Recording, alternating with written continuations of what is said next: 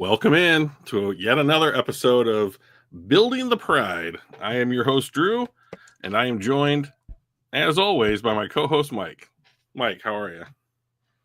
Drew, it's Victory Tuesday. Yet another Victory Tuesday. I'm doing great. I've been pumped for the last 48 hours with the big win against Minnesota. So ecstatic. That's how I'm doing. How about you, buddy? So, I wish that I felt the same kind of excitement that other people feel. So this was my experience because I didn't have Peacock, so I couldn't watch the game, but I wasn't excited to watch the game. It was more like I just couldn't go to sleep until I knew what had happened. Yeah. So that's who I am, So Yeah. I was just following the Gamecast experience on ESPN through my phone and kind of listening to the Roar of the Lions UK guys call the game, and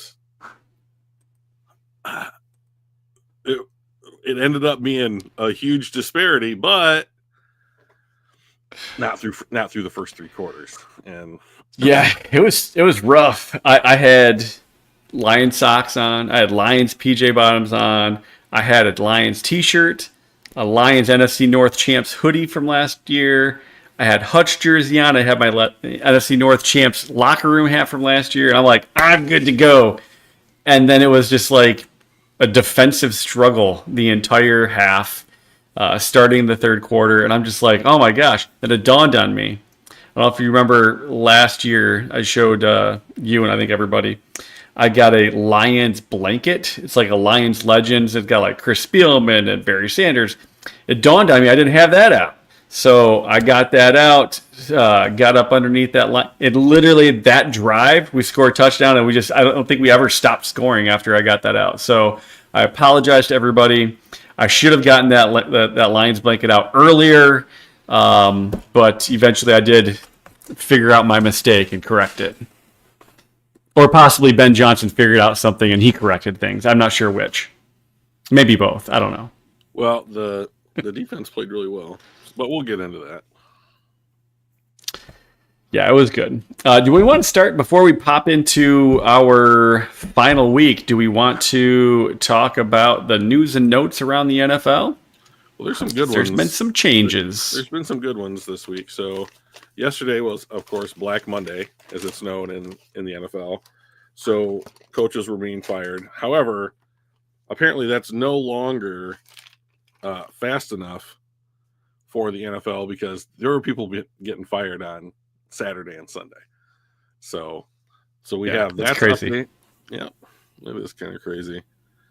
The first thing that I'll start out with was that Tyreek Hill for Miami sounded pretty darn certain that he was done in Miami. He made a big deal in like his post-game interview that this is the first year that he has not been in the playoffs. I'll remind everybody he demanded a trade out of Kansas City and had two spots, the Jets and the Dolphins, that he wanted to go. And he chose the Dolphins, and so they traded him to the Dolphins. And the weird thing is, he was probably better off there than the Jets because the Jets have been a trade wreck. They're awful. I don't particularly enjoy Rex Ryan, but him saying that if he gets hired, he'll end Aaron Rodgers' country club in the New York Jets facility is reason enough for me to hire the guy. Didn't he already coach there? He has, yes. Okay. If you want me back, I can fix your problems. But it appears he's the only person on the planet that is actively wanting the job.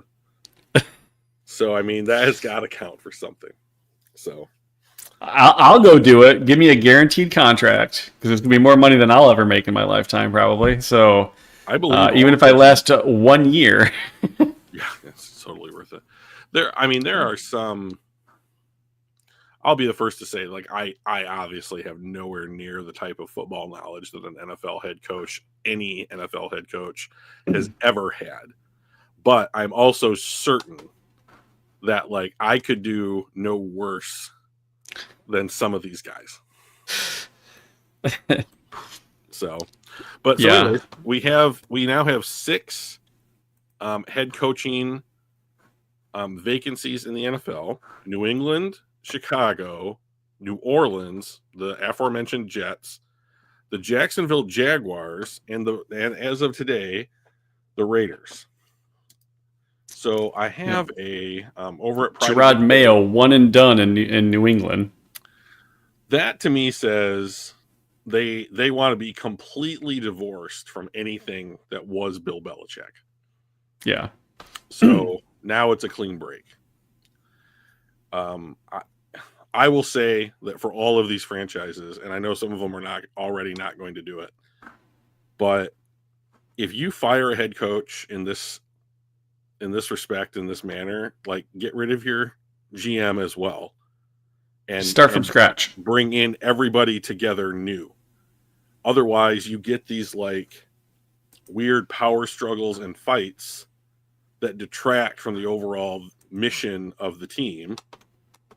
And as far as I'm concerned, that reduces the buy-in of the players on those franchises.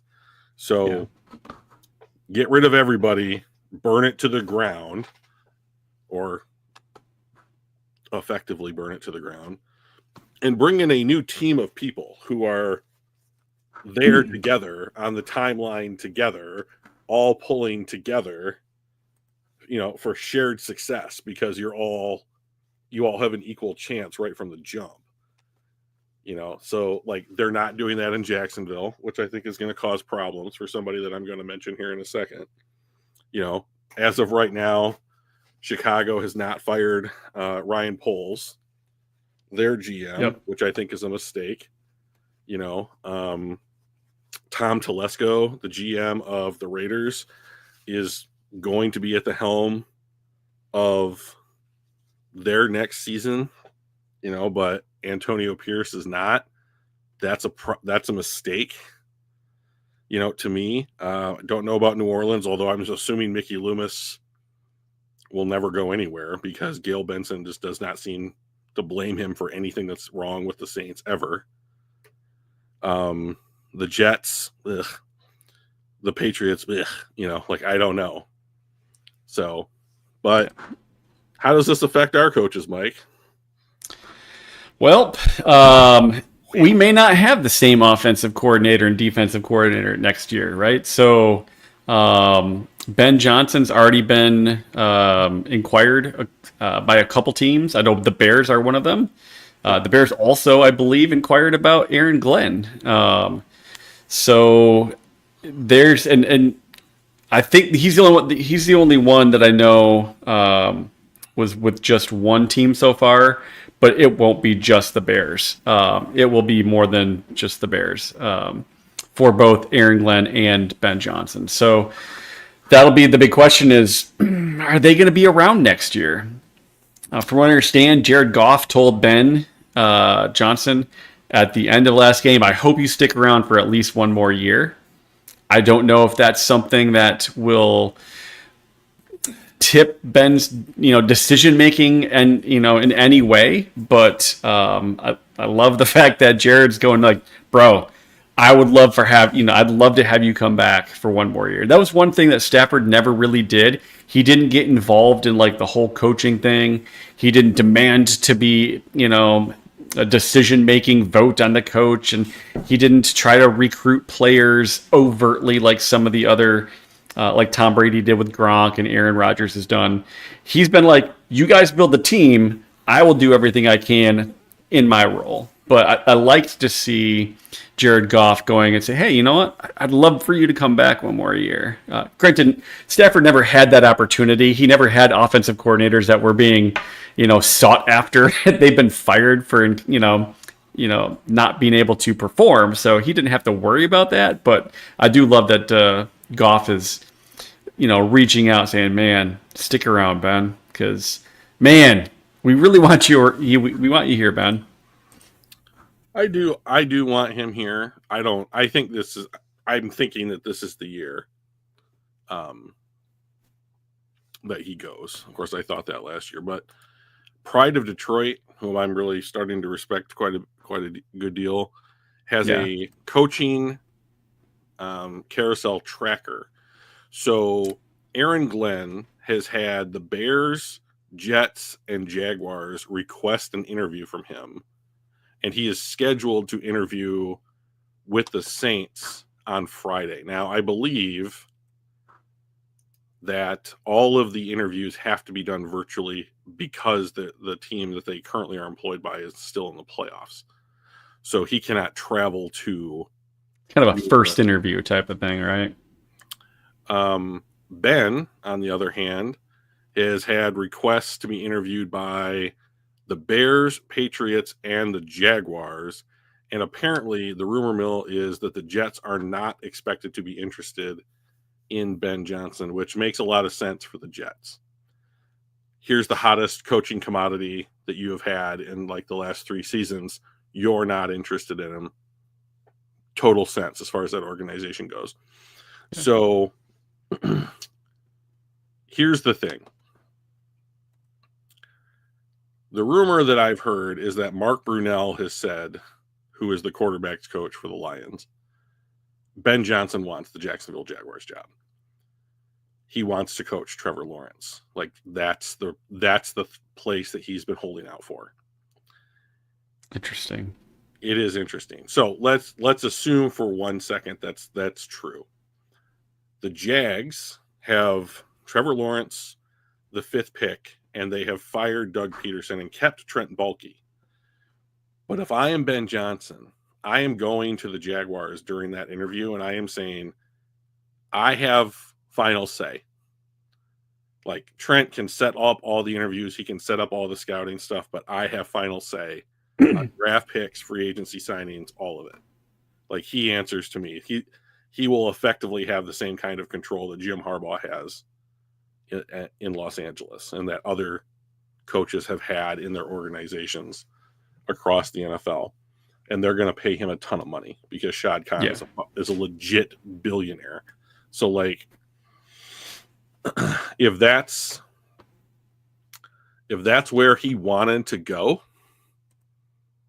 he's got a chance. The thing that I don't understand is that they had a head coaching opening this time last year. Yeah, Doug Peterson is also a one and done, I believe. So I don't know what the difference is now, but anyways, that's there hasn't been a lot of one and done coaches in the past, but in the recent history we've had several, which is interesting because you're usually hiring a coach when you're bad, right? Which means you can't have super high expectations, right? So like, why are you only giving them 1 year when you're already a bad team with probably low to medium low expectations? So I do find some of these one and done types of situations. Was this just a admission of a mistake? Like, yeah, you know what? We didn't pick the right person last year and we're not going to keep buying into that same mistake and we're going to make changes? Or is it literally a, what have you done for me lately? I expect giant leaps in unreasonable expectations from ownership. I just don't know what it is. I'm of the opinion that if you are an interim coach who gets an opportunity to have a full season coaching, when you're like how I think his name's Thomas Moore in Chicago. Like they fire Eberflus, the guy gets promoted to interim head coach. If he's not going to get the job, but like if he had next season to coach the whole thing, he needs to improve by like 4 or more games, like on the win side, in order to have a chance to like be the coach long term. But like that is just not a realistic path. Like the guys that run these teams have people in mind that they want to coach their teams, and they're going to go get those guys. And like the Rooney Rule's not going to stop them. Like what you did for me last year or the year before in like a 6-game stretch is not going to stop them. These are the richest, most spoiled children on earth. Like they're going to go get whatever they want. Yep. Because they can. So they're going to. So, and they pay a lot of money to do it. So yeah. And that's it, right? Money makes the world go round. So my predictions, Ben Johnson ends up in Jacksonville. Aaron Glenn ends up in New York. I believe Aaron Glenn is also being requested in New Orleans too. Is that what I heard? So they've requested an interview. Yeah. So and he played for the Jets and he coached in New Orleans. So he's got pretty significant ties to both teams. Yeah, it would not be a shock to see him go to either one of those two places. I don't like the outlook for him in either place. If I was Aaron Glenn, I would be wanting to go to some place that had an owner that was going to give me a chance. And of all the people, all the openings on this list, the only one that I think comes close to that possibility is New England. And I don't like the owners in any of the other spots. Yeah. So, but I mean, New England is interviewing Mike Vrabel, who played there for like 15 years. So I think he has a year off coaching. So I think that's going to be who they go with, to be honest. Like, I think they want Vrabel. He's their boy, and that matters. He played there too, didn't he? For like 15 years. So yeah, so I thought, yeah. Yeah, so he's one other thing I did see is that Kevin O'Connell is negative 750 to win Coach of the Year. That is an absolutely huge assumption. Like, it's almost impossible that it doesn't happen. And if he wins Coach of the Year, I'm going to be, normally this shit doesn't bother me. I will be beyond pissed. Yeah. I will be beyond pissed if that happens. That I don't understand what the rationale could be. Well, so what I've read is Kevin O'Connell almost won the division. We'll get to that in a minute, but spoiler alert, they didn't do it. Puts up 14 wins with a cast off in Sam Darnold, and it really did way more than what was expected. So wins above expectation is Kevin O'Connell's thing, right? With this whole Coach of the Year voting likeliness. Dan Campbell, on the other hand, quote unquote, had the best team. Of course, he's going to win that many games. So it's not impressive, and it doesn't take a good coach when you have that kind of team around you. And I call bullshit, because look at the number of players that we've had injured, especially on the defense, and yet we keep fucking winning, right? It takes a really good coach to overcome, and coordinators, like the whole coaching staff, but it takes a good coach to overcome constant meaningful players, right? And not only that, just because you have a great offense or a great roster doesn't mean your coach is going to get everything out of it, right? There's a lot of egos there, especially when you have a lot of really high-end people. And how do you handle those egos? How do you get them to buy into the team? The Red Wings back in the 90s had the same problem. We were a damn good team.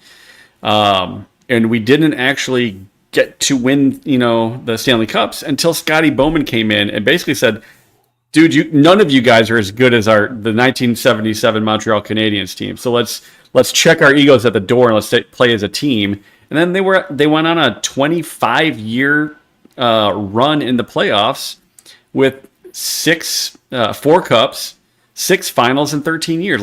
It was a dominant run, and it was because he was able to keep those egos in check. So I think the whole underestimating Dan Campbell because he had, quote unquote, the best team around him, so it's easy, it's nonsense. And I'm going to be really pissed. Just like you, I'm going to be pissed if Dan Campbell doesn't get it, because he has been the best coach of the year for this past season, in my opinion.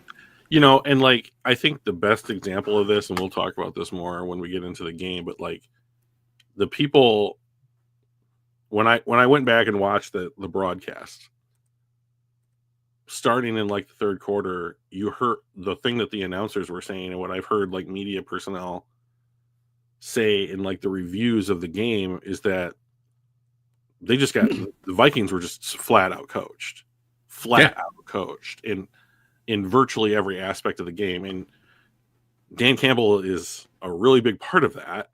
So like, I don't know how you say Dan Campbell has defeated Kevin O'Connell twice this season. And in the last game of the season with everything on the line, he just flat out coached him. Yeah.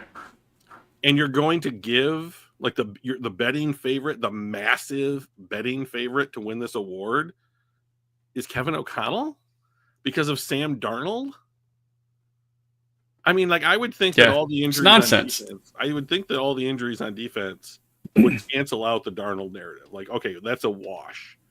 What he did with Darnold and what Campbell did with Matt putting together a mash unit on defense, roughly the same difficulty.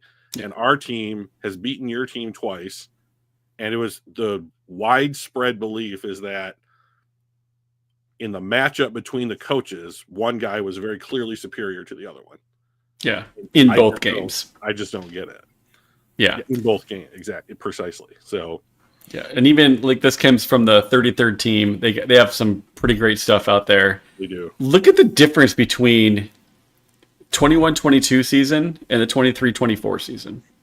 Mm-hmm. That's crazy. And if he is not seasons, I should say. I mean, like I understand that like the coach of the year and all these awards are for single seasons, but like, can we not give this guy kind of a quote unquote like lifetime achievement award for like what he's done? What's up, Joe? So treat it like the Lord of the Rings, right? They didn't get the Oscars in episode 1 or episode 2, but episode 3, like, okay, this is the last one. You just get them all because it's fucking amazing. Everything. those dominoes fall over, right? So yeah. So I mean, look at this. This is amazing, and even this total team or total defense EPA at 17th when we had 20. I mean, granted, not all of them were on defense. But we had 21 dudes on IR. And like 16 of those were on defense. And these aren't scrubs. These are Hutch, right? Like he's a starter.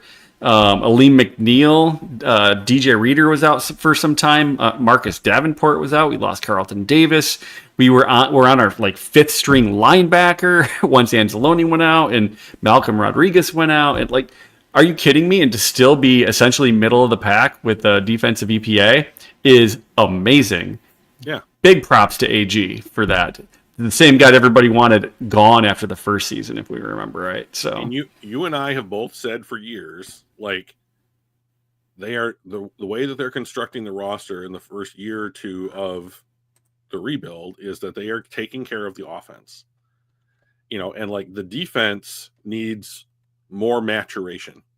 You know, like when they draft Gibbs, like you can give the ball to Gibbs and like tell him what hole to hit.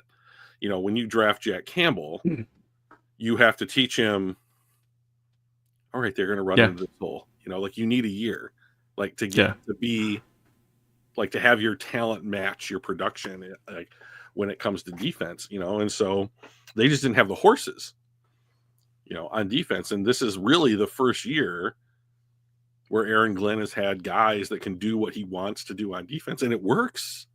Yeah. It works when a lot of those dudes are hurt. Well, and it works when people don't expect it. Like, they did not expect us to be able to cover man-to-man with Minnesota and have that be a successful strategy because they have really good wide receivers. Not just, I mean, Justin Jefferson's probably the best in the NFL, even though Chase did win the Triple Crown this year, so props to Jamar Chase. But, like, JJ's still probably the best receiver in the NFL. Jordan Addison's no slouch. He's got, Hawkinson. Like, he's got some great targets, and yet we play man-to-man at a higher rate than we've done in the past, which was, I think, I'm trying to remember the rate. If it was like 66% or 33% man-to-man. Either way, it was higher than we normally have. Yeah. And we shut those guys down. So he's scheming things up, and we're executing. We can get into this when we do some other PFF grades, but like they blitzed Sam Darnold 56% of the plays. You know, so like you live in man when you blitz. Like most of the time. I mean, the Lions will. That's how they do it. So anyways, that's the news from around the NFL. 25 minutes of it. So Right on. Yeah, that's all right. There's a lot of stuff going on. Let's talk about the game. Did you get a chance to watch it, a replay like on NFL Plus or whatever? I sure did. And Excellent. The all condensed view is so great. I will say, here's one disappointment I had. True story. I really want to see these two teams play when the Vikings are in their all whites and we're playing in our blacks. Yeah. Because that would just be gorgeous. Those all whites for the Vikings are legit cool uniforms. Yeah. So, all right. Yeah, I like our blacks with the powder blue too. That would have been such a great contrast. Let's talk about what Zakwa just brought up. Hey, Zakwa. Amik locked down Jefferson. So here's where I want to start. The top three pass catchers for the Vikings, Justin Jefferson, TJ Hawkinson, Jordan Addison, had the following: 3 catches, 2 catches, no catches in this game. And Amik Robertson is our starting nickel cornerback who now has to play outside corner because Carlton Davis, who, by the way, out for the season, Dan Campbell in his presser today basically said that there's no chance that he or Barnes can come back for the playoffs. So that's a done deal. You don't like the black? Dude, oh man, we are on different ends of the spectrum, Joseph. I am all for it. I would love it if it was like 4 or 5 times a year. Yeah, the powder blue matte finish helmet too is just a thing of beauty. All right. So, oh yeah, I don't remember which one you're talking about. Amik Robertson effectively took Justin Jefferson out of this game, and so if you guys are not following the YouTube channel called All 22 Film, I really recommend it. The guy has done a ton on the Lions this year and really helped me understand more about what the Lions are doing on both offense and defense. It's great. And he did a thing today about how Amik Robertson played Justin Jefferson. And did Amik have help? Oh, the teal on the Pistons is terrible, man. You got to keep it red, white, and blue. But like Amik Robertson had help. He had safeties over the top. He had guys running underneath. Like he knew he had to take away half of what Justin Jefferson was being asked to do, and he did. But like I do think it helps that it was like, I know that I have inside help. I know that I have help over the top because he's Justin Jefferson. Like you can't just put one guy on him and expect that to hold up. And so he did a great job. He fought Justin Jefferson the whole game. And like a dude like who's irrationally confident like Amik goes into a matchup like that. Think David and Goliath, literally. Like Amik Robertson is like 5'9", 5'10", and Justin Jefferson is like 6'3". Like it's a literal David and Goliath, and Amik's out there being like, "I got this. You're not. You ain't nothing." Like I look at this. Like I'll stop you again. Yeah. That was the single most surprising thing to me about this game was how he played Jefferson. Yeah, he got that was his first game ball, by the way. He got one of the game balls along with Alex Anzalone in his return to active play, and Jahmyr Gibbs. Maybe I'll wait until Justin or until A6 gets here because he is Anzalone. He's the president of the Alex Anzalone fan club, I think. So we'll wait till he pops in before we talk about Anzo. But Robertson, Amik looked solid enough so that like JJ usually doesn't like whine too much. I don't think he's much of a whiner. But he was like, oh, man, the referees were, let too much go. They were holding and yada, yada. We probably were a little bit, but, like, everybody does. So I don't think it was any more than normal. But, yeah, you can't bury what came from dirt. That was awesome when he said that. He says so many odd things. He says so many odd things. I know what he's trying to convey, though. Yeah, it was very clear that Jefferson was frustrated. Yep. He is used to having success. Like, he is used to winning those battles. And just, I mean, to be honest, like, I can't name another cornerback that's played Jefferson that well in his career. And anytime that you have anytime you have somebody that's being effective at preventing you from doing what you want to do, you get frustrated. Yeah. And this is the thing about the Vikings, who I think are a legit football team. Like, I'm not going to call them frauds. Like, I think that they are a legit football team who has had a great season unexpectedly. But the thing about the NFC North, is that a flux capacitor behind you? It is. Do you like it? What is it? It's a flux capacitor. And it just is a box that looks like that? Is that like an alarm clock or anything? No, it's just push the button and it lights up and makes noise. Push it again, it's just lighting up, and then push it again and it's off. I drive fast, so Andrea got that for me. I'm sorry, Mrs. Claus got that for me, put it in my stocking for Christmas, and it's probably going to go on my vehicle, so that way when I drive faster than I should, I can just put that on and... My God. All right. Yeah. Okay, back to real life. The thing that I think is evident this year to me about the Detroit Lions, more so than the other three teams in the NFC North, is that they're tougher mentally than I think all the other teams in the NFC North. Like, Chicago is young, and Chicago's very young, and they have to develop that toughness. The Packers, I don't really have a grasp on what's going on with them. I hear sometimes that like teams emulate their coaches, and like I think that's probably the best example. My goodness, that was loud. Sorry, I've got a really good microphone. I tried to pop the top a little bit away from it, but my bad. Would have been like a gunshot if you'd done it right in front of it. Like I think Matt LaFleur is a good coach. I just don't think that he's aggressive enough to really be a great coach. Very passive. Yeah, I think that Kevin O'Connell is a great coach, but like I don't think that he is the kind of personality that Dan Campbell is, and Dan Campbell is we're going to go and we're going to take your soul. Like we're going to break your will, take your soul, put our boots on your throat, crush the life out of you when it comes to the context of playing football. And I think that has shown up for me when the Lions have played each of these teams now multiple times just this season.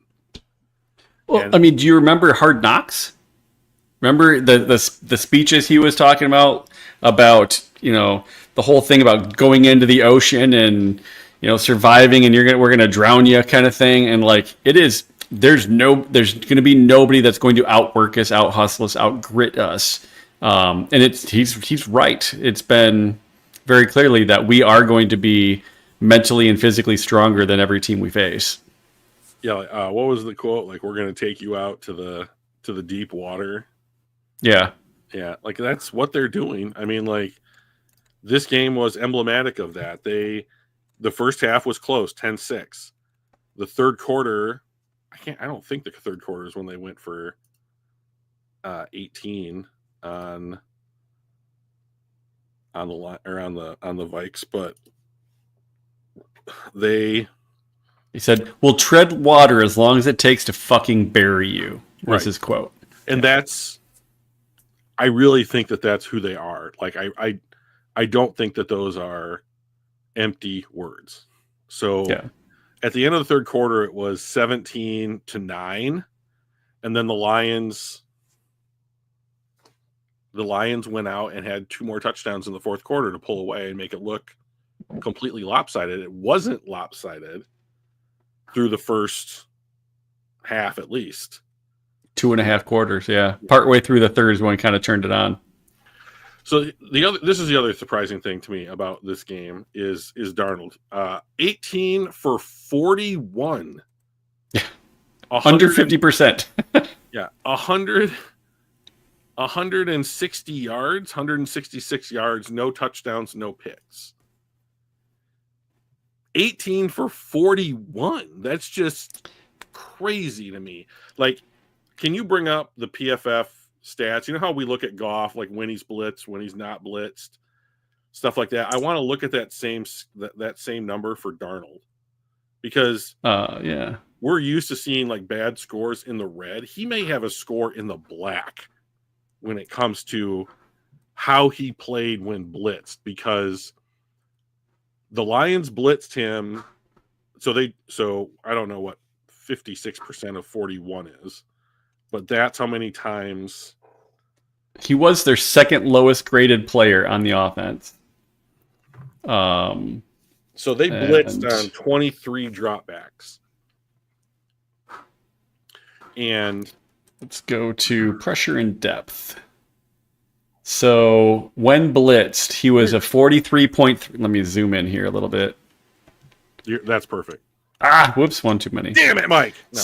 I know, right? When blitzed, 57.7. When not blitzed, 43.3, surprisingly. Yeah, that is interesting. Kept clean, 42.4. Under pressure, 50. So he actually did slightly better when he was under pressure and blitzed, which was still not good, by the way. I will say this was the game where our pressure finally showed up.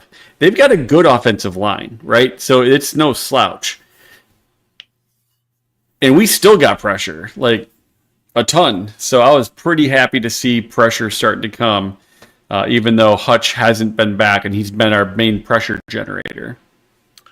So I'm going to push back on that a little, because at the start of the season, I think they had, what you could say is they had two good tackles, and they lost Christian. Yeah, they've lost. Yeah. So they have a very good right tackle, but the rest of the guys are guys. You know? And like, I do think that is what, to your point earlier, is what led to the Lions being able to generate pressure in this game. And it was clear that they had him rattled early, because they had multiple opportunities in the red zone, especially in the first half, and were held to field goal opportunities or turned the ball over. And there is one play that was pointed out during this All 22 channel that I was watching, where I think it was Jalen Naylor runs a pick play in the red zone for Jordan Addison. They have Jordan Addison as open as you could ever hope to be in the red zone, and Darnold, his eyes are at least pointed in that direction, and he doesn't pull the trigger.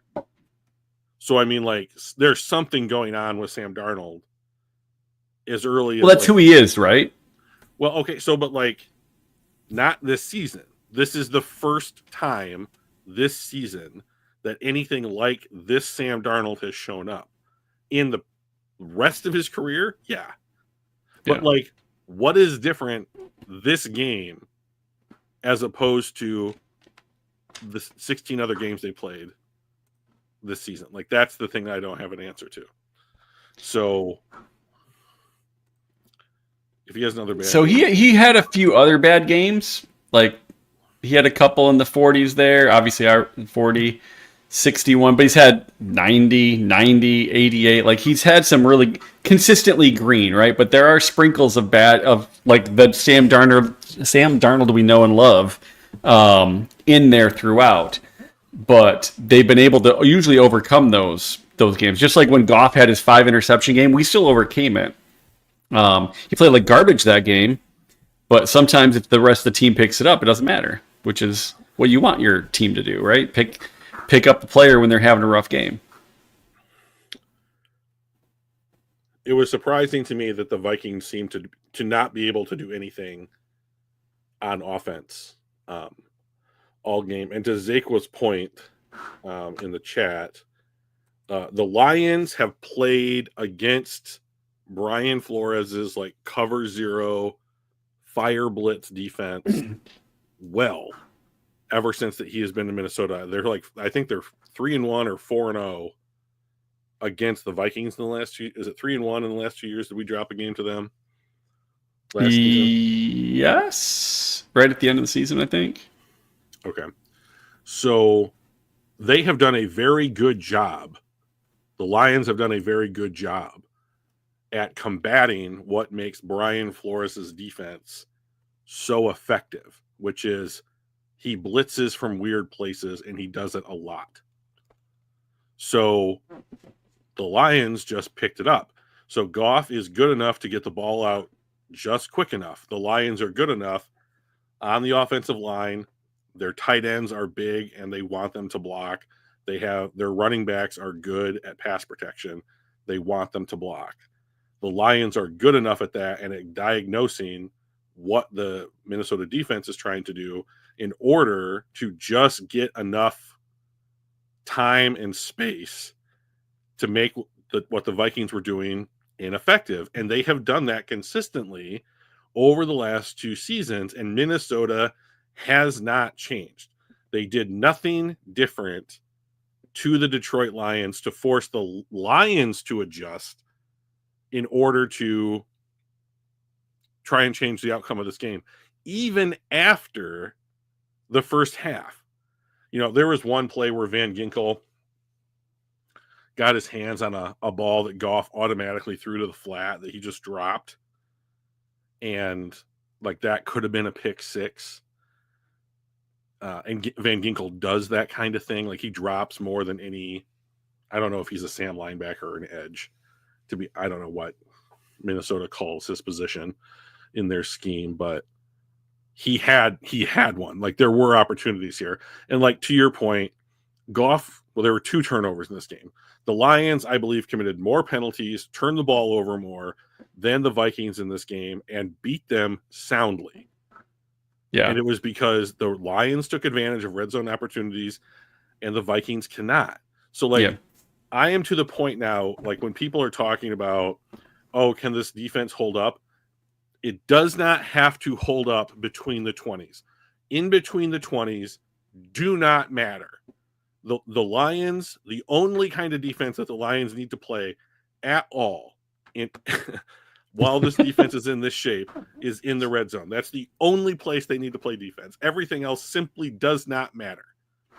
Because if we can score touchdowns to their field goals, in fact, if we can score 1 touchdown for every 2 of their field goals, we're still going to win. Joseph, that's a great stat. That's excellent. Thank you for that. I appreciate that. The Vikings got 4 first downs by penalty. When you're having a bad offensive game, that matters. And the Lions spotted them 3 points with the turnover inside the 20. The pick by Ivan Pace. So I thought the first 2.5 quarters, the first half and half of the first quarter or third quarter, I didn't think Goff played particularly well. Obviously, he had the interception on the. It was a tipped, right? It was a tipped ball. Yep. But it was another one of those trying to be a dump off, didn't get it over. He was getting pressured, didn't get it over the defender. The defender tips it, they catch it. So that's a real bummer. And then we make a big fourth down stand on the 3-yard line. They turn the ball over on downs inside the 5, and then first play from scrimmage. Well, first play from scrimmage, I think that was the time when he probably should have gotten a intentional grounding for a safety.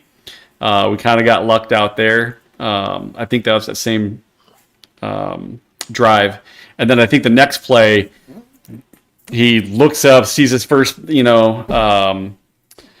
read being maybe open and chucks it down the field and nowhere near the dude for an interception. We're we just had a big 4th down stand real deep, and then we throw a deep interception like that. It was super disappointing, but he made some really strong throws, some tight window throws, some right on stride throws.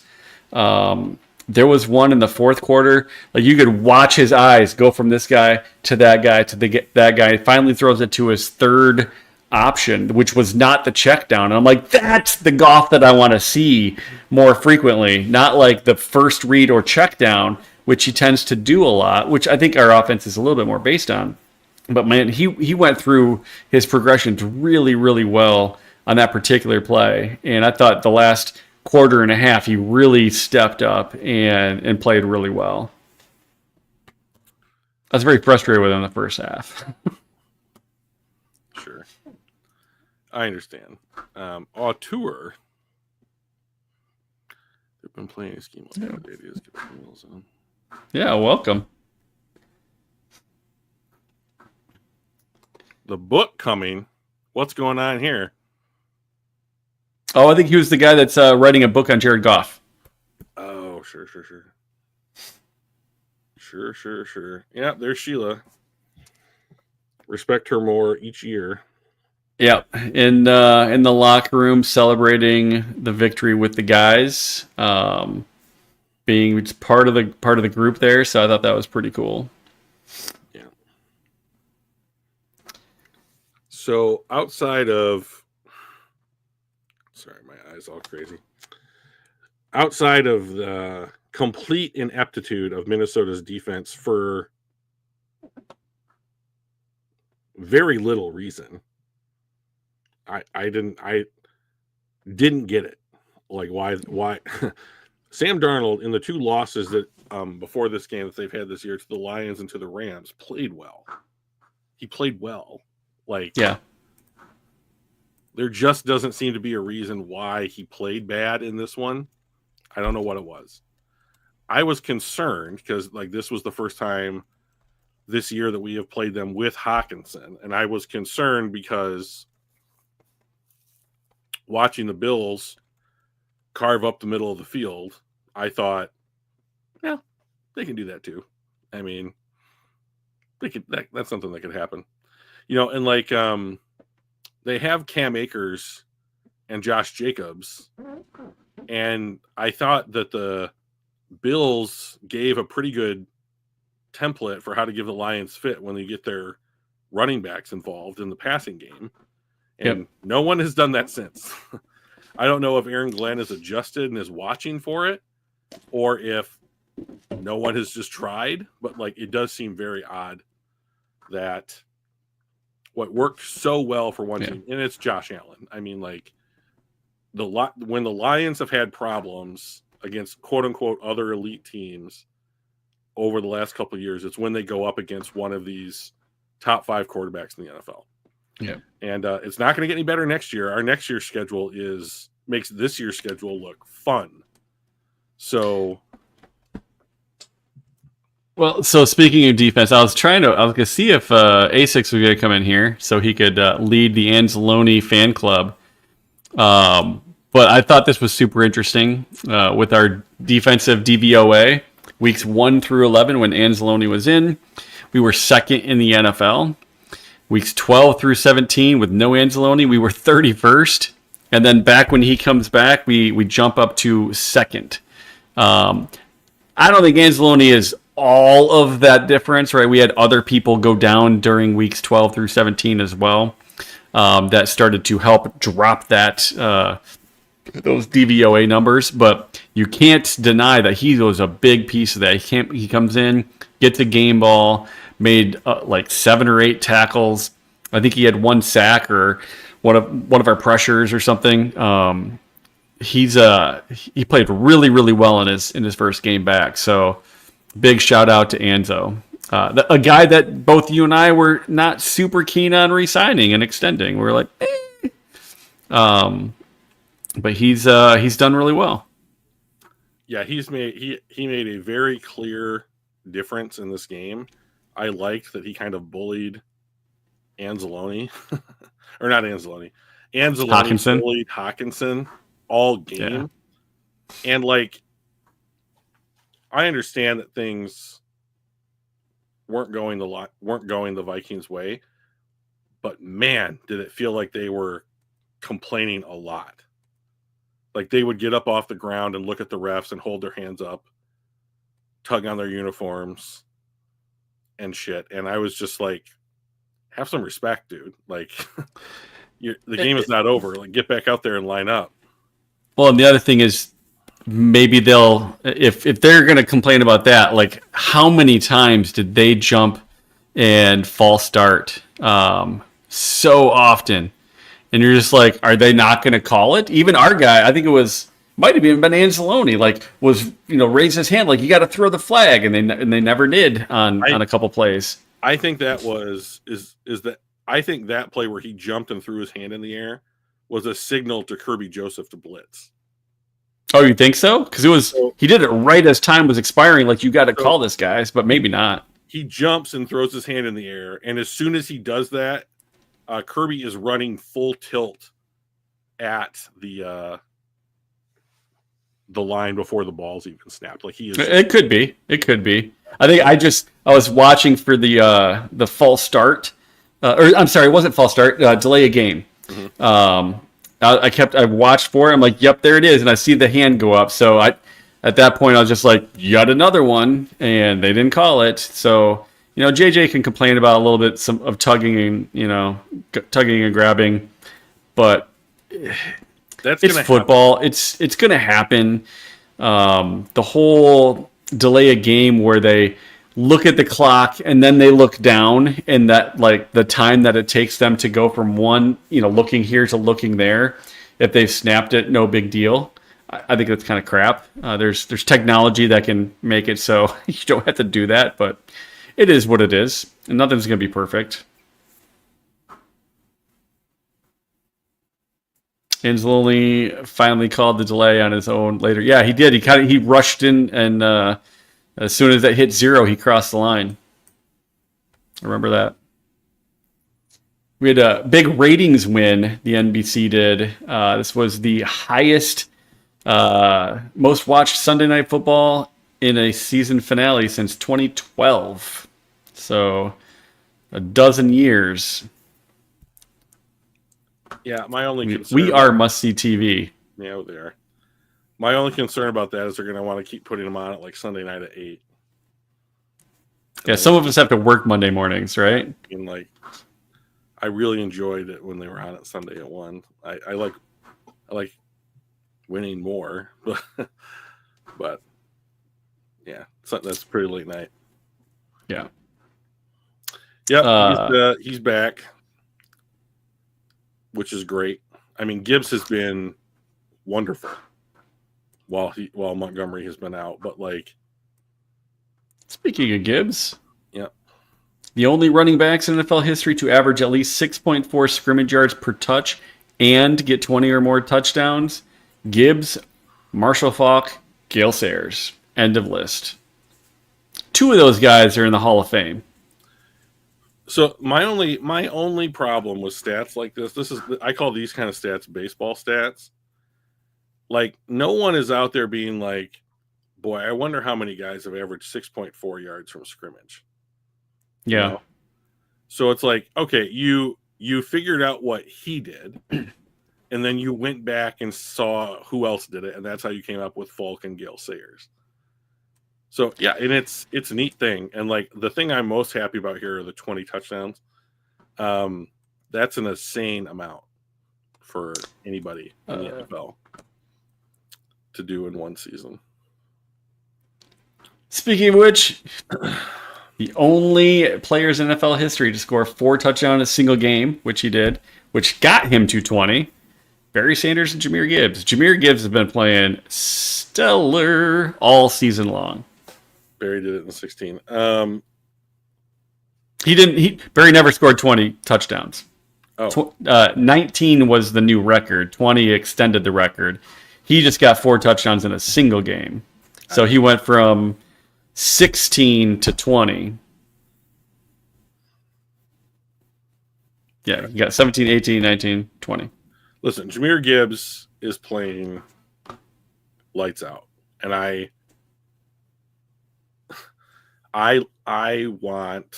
do want David Montgomery to come back. I think that he makes it more likely that we win football games. Although Gibbs has done excellent since he has been out. And so hard to argue with the kind of production that Jahmyr Gibbs has had this season. Really, really great. Yeah. But I mean, you and I both were a bit disappointed at number 12 when we took a running back after trading back. Like, we could have had Jalen Carter. And, I mean, Gibbs is tearing it up. Maybe he was the right call. He was really good. He's been really good. Pretty valuable number 12 pick. He's turning out to be. And like this little stretch with Monty out has helped me understand what like Brad Holmes said when he drafted him. Like, this guy's an offensive weapon. It's just not in the way that I had envisioned it. Yeah, okay. So trust Brad Holmes forever. Like, he has hit on an unbelievably high percentage of his picks. So here's the thing. However Brad Holmes determines who he wants to draft, whatever his process is, clearly has been great so far. If his process is simply throwing a dart at a wall and picking whatever player the dart lands on, and I know that it isn't, but just for the sake of silliness, let's just say that it is. If his process is simply throwing a dart in a wall and just drafting whomever at that spot, so long as that player works out, he looks like a genius. The not drafting a running back in the first round has nothing to do with, well, we should just trust our GM, or it's this guy's an offensive weapon, or anything to that effect. It's like the problem with drafting a running back in the first round is that, like, for the NFL, as opposed to one team, like, people miss on those guys. People miss on players in the first round all the time. And so, and running backs at a higher rate specifically in that position, right? Exactly. And so it's not about Brad Holmes specifically, or the Detroit Lions, or even Jahmyr Gibbs. The issue is when you have a commodity, a draft pick that is that valuable, and you use it on a position that has been devalued over the last 5 to 10 years in the NFL,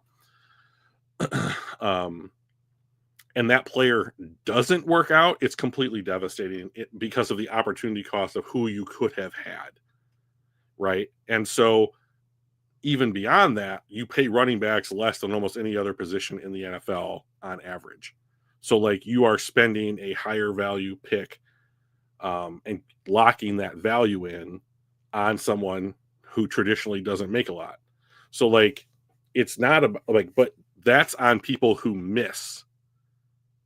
Yeah. That's the unsaid thing about all draft strategies, is they're set up to mitigate missing.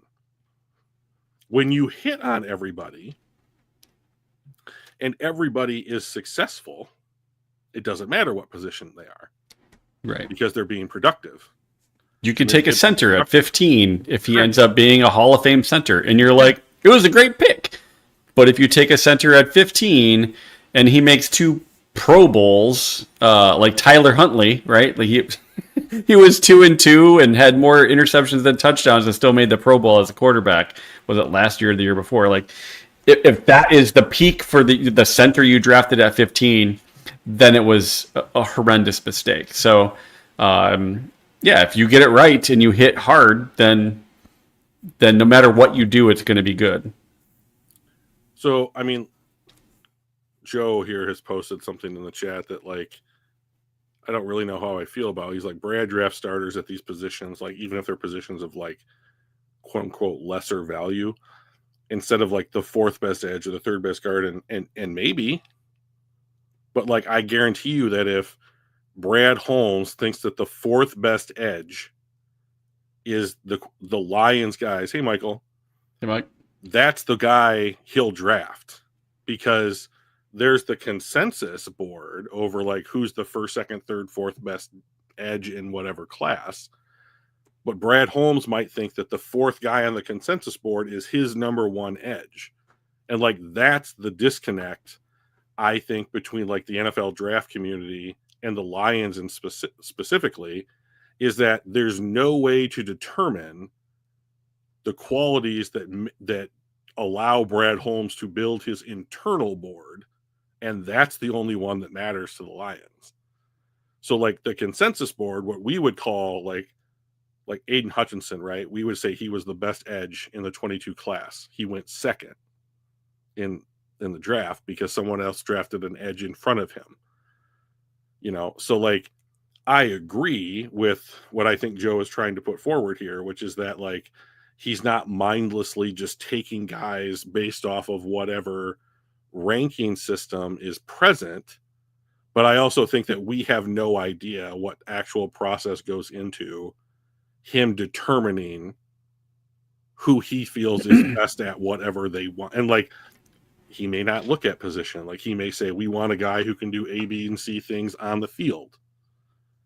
And it's like, we need a guy that can be able to motion out and then come back in and pick up a guard or defensive tackle or somebody like on a cross block so that we can run this kind of play that Ben wants to run. And that might be the determining factor in who he I'm just happy that we've got a plan and a process. Yeah.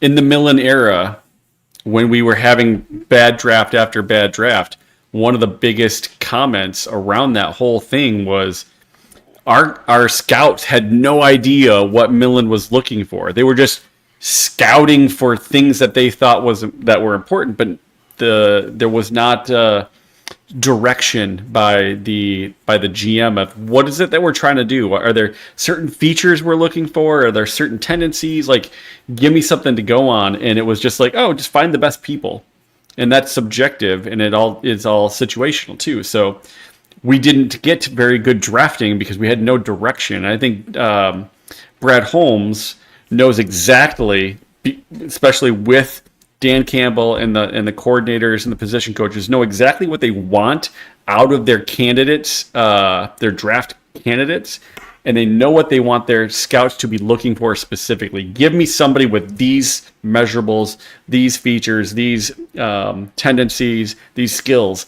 That's what I want you to find me. And that's why we find guys like Amon-Ra St. Brown, Malcolm Rodriguez in the middle and late rounds, because we are finding very specific things. And I love the fact that we've got a very good defined draft and scouting process with Brad Holmes. I think that's the big thing that he's brought to us, is that whole, we need to know what we want, and then we'll find that thing, instead of just randomly saying, all right, based on other people's, or based on the big board, who might have the things that we want. So I think it's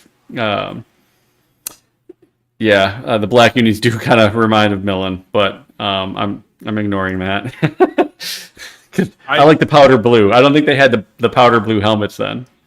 I think Detroit Lions fans would do themselves an immense favor if they simply stopped talking about Matt Patricia and Jim Schwartz and Matt Millen and the guys. I mean, you have Brad Holmes, and Dan Campbell. Just put your effort into thinking about, I'm so happy that we have that, as opposed to, well, we used to have this and it was bad. Yeah. Well, that's what I'm doing. I'm basically using it as a case of, like, this is what we used to have and this is what we have now. Appreciate it. Like, this is great. This is how you build a winning team, is to have these things, these structures in place. Yeah, I think my last thought on the matter is that, like, when Brad Holmes makes a decision, we try and put it into a context that we understand, and we call those things BPA, positional value, his process, whatever it is, right? And it's our way of basically saying, like, oh, this is what he's doing. Now I understand it. And I understand it because A, B, and C, right? Like, what I am working on is saying, like, I don't understand Brad Holmes. Like, of all the people in the NFL who are going to make decisions on who to draft and add to the team, I understand him the least, and I pay attention to him the most. And I don't know. I'll never have the information that he has. So I don't think, of all the people in the NFL, I'll be able to predict what he does, because what he is doing seems so unbelievably different than what everybody else, other than maybe what Howie Roseman is doing in Philadelphia. that I think it is unpredictable, not in the sense that it's so revolutionary or anything, but it's so unknowable to me because he doesn't fit any kind of predetermined context on how he's putting together the roster. But whatever, I sure as hell hope that whatever his process is, he is teaching to somebody.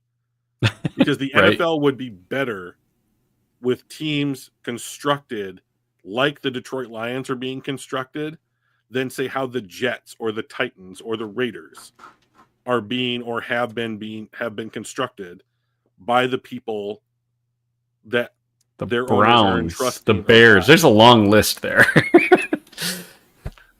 Yeah. I mean, if he is a genius, and like I'm not trying to say that just because he's my GM and we're being successful, but if he's a legitimate genius at this, you probably can't teach that. But like, I think that if you look at all the people who have been fired in this cycle, like how well do those coaches talk to their GM? How much on the same page were those coaches with their GMs, with their owners? The thing that the Lions have done that these other teams have failed to do is the Lions have built continuity from the owner's box all the way down to whomever the last player on the roster is. They have continuity of vision. Everyone knows what's expected of them. Everyone knows how they're going to reach that goal, and they come in and they put the work in. And that is one of the things that Brad has been consistent about, is that like first of all, everyone who plays in the NFL has talent. That's just, you don't get to the level without having some amount of talent. But like what not everybody has is like the work ethic to realize whatever the talent they had. Like Amon-Ra St. Brown is a 4th round pick. Like he has a ton of talent. So what's different about Amon-Ra St. Brown than the other 17 wide receivers or however many were drafted ahead of him in that draft alone? And it's his work ethic. Yep. And the Lions draft, I mean, like the reason that I thought Jack Campbell was going to get a PFF grade of 80 for the whole season this year is because coming into the season this year, all I heard from anybody at the facility was Campbell's in here all the time. Campbell's in the playbook. Campbell's in the weight room. Campbell's talking to coaches. Campbell's on his phone talking to other linebackers in the league. He's getting better. And it showed up. You know, so like Kirby Joseph, like it took him one additional year, but we looked at this last week. Like he went from like, he was a 60, then he was a 55 in PF grade. And this year he's a 90. You know, he's like a 35-point jump in his grade. Like he's in there working, doing it. And like how many guys, I don't remember if we talked about the Pro Bowl and like the snubs or whatever.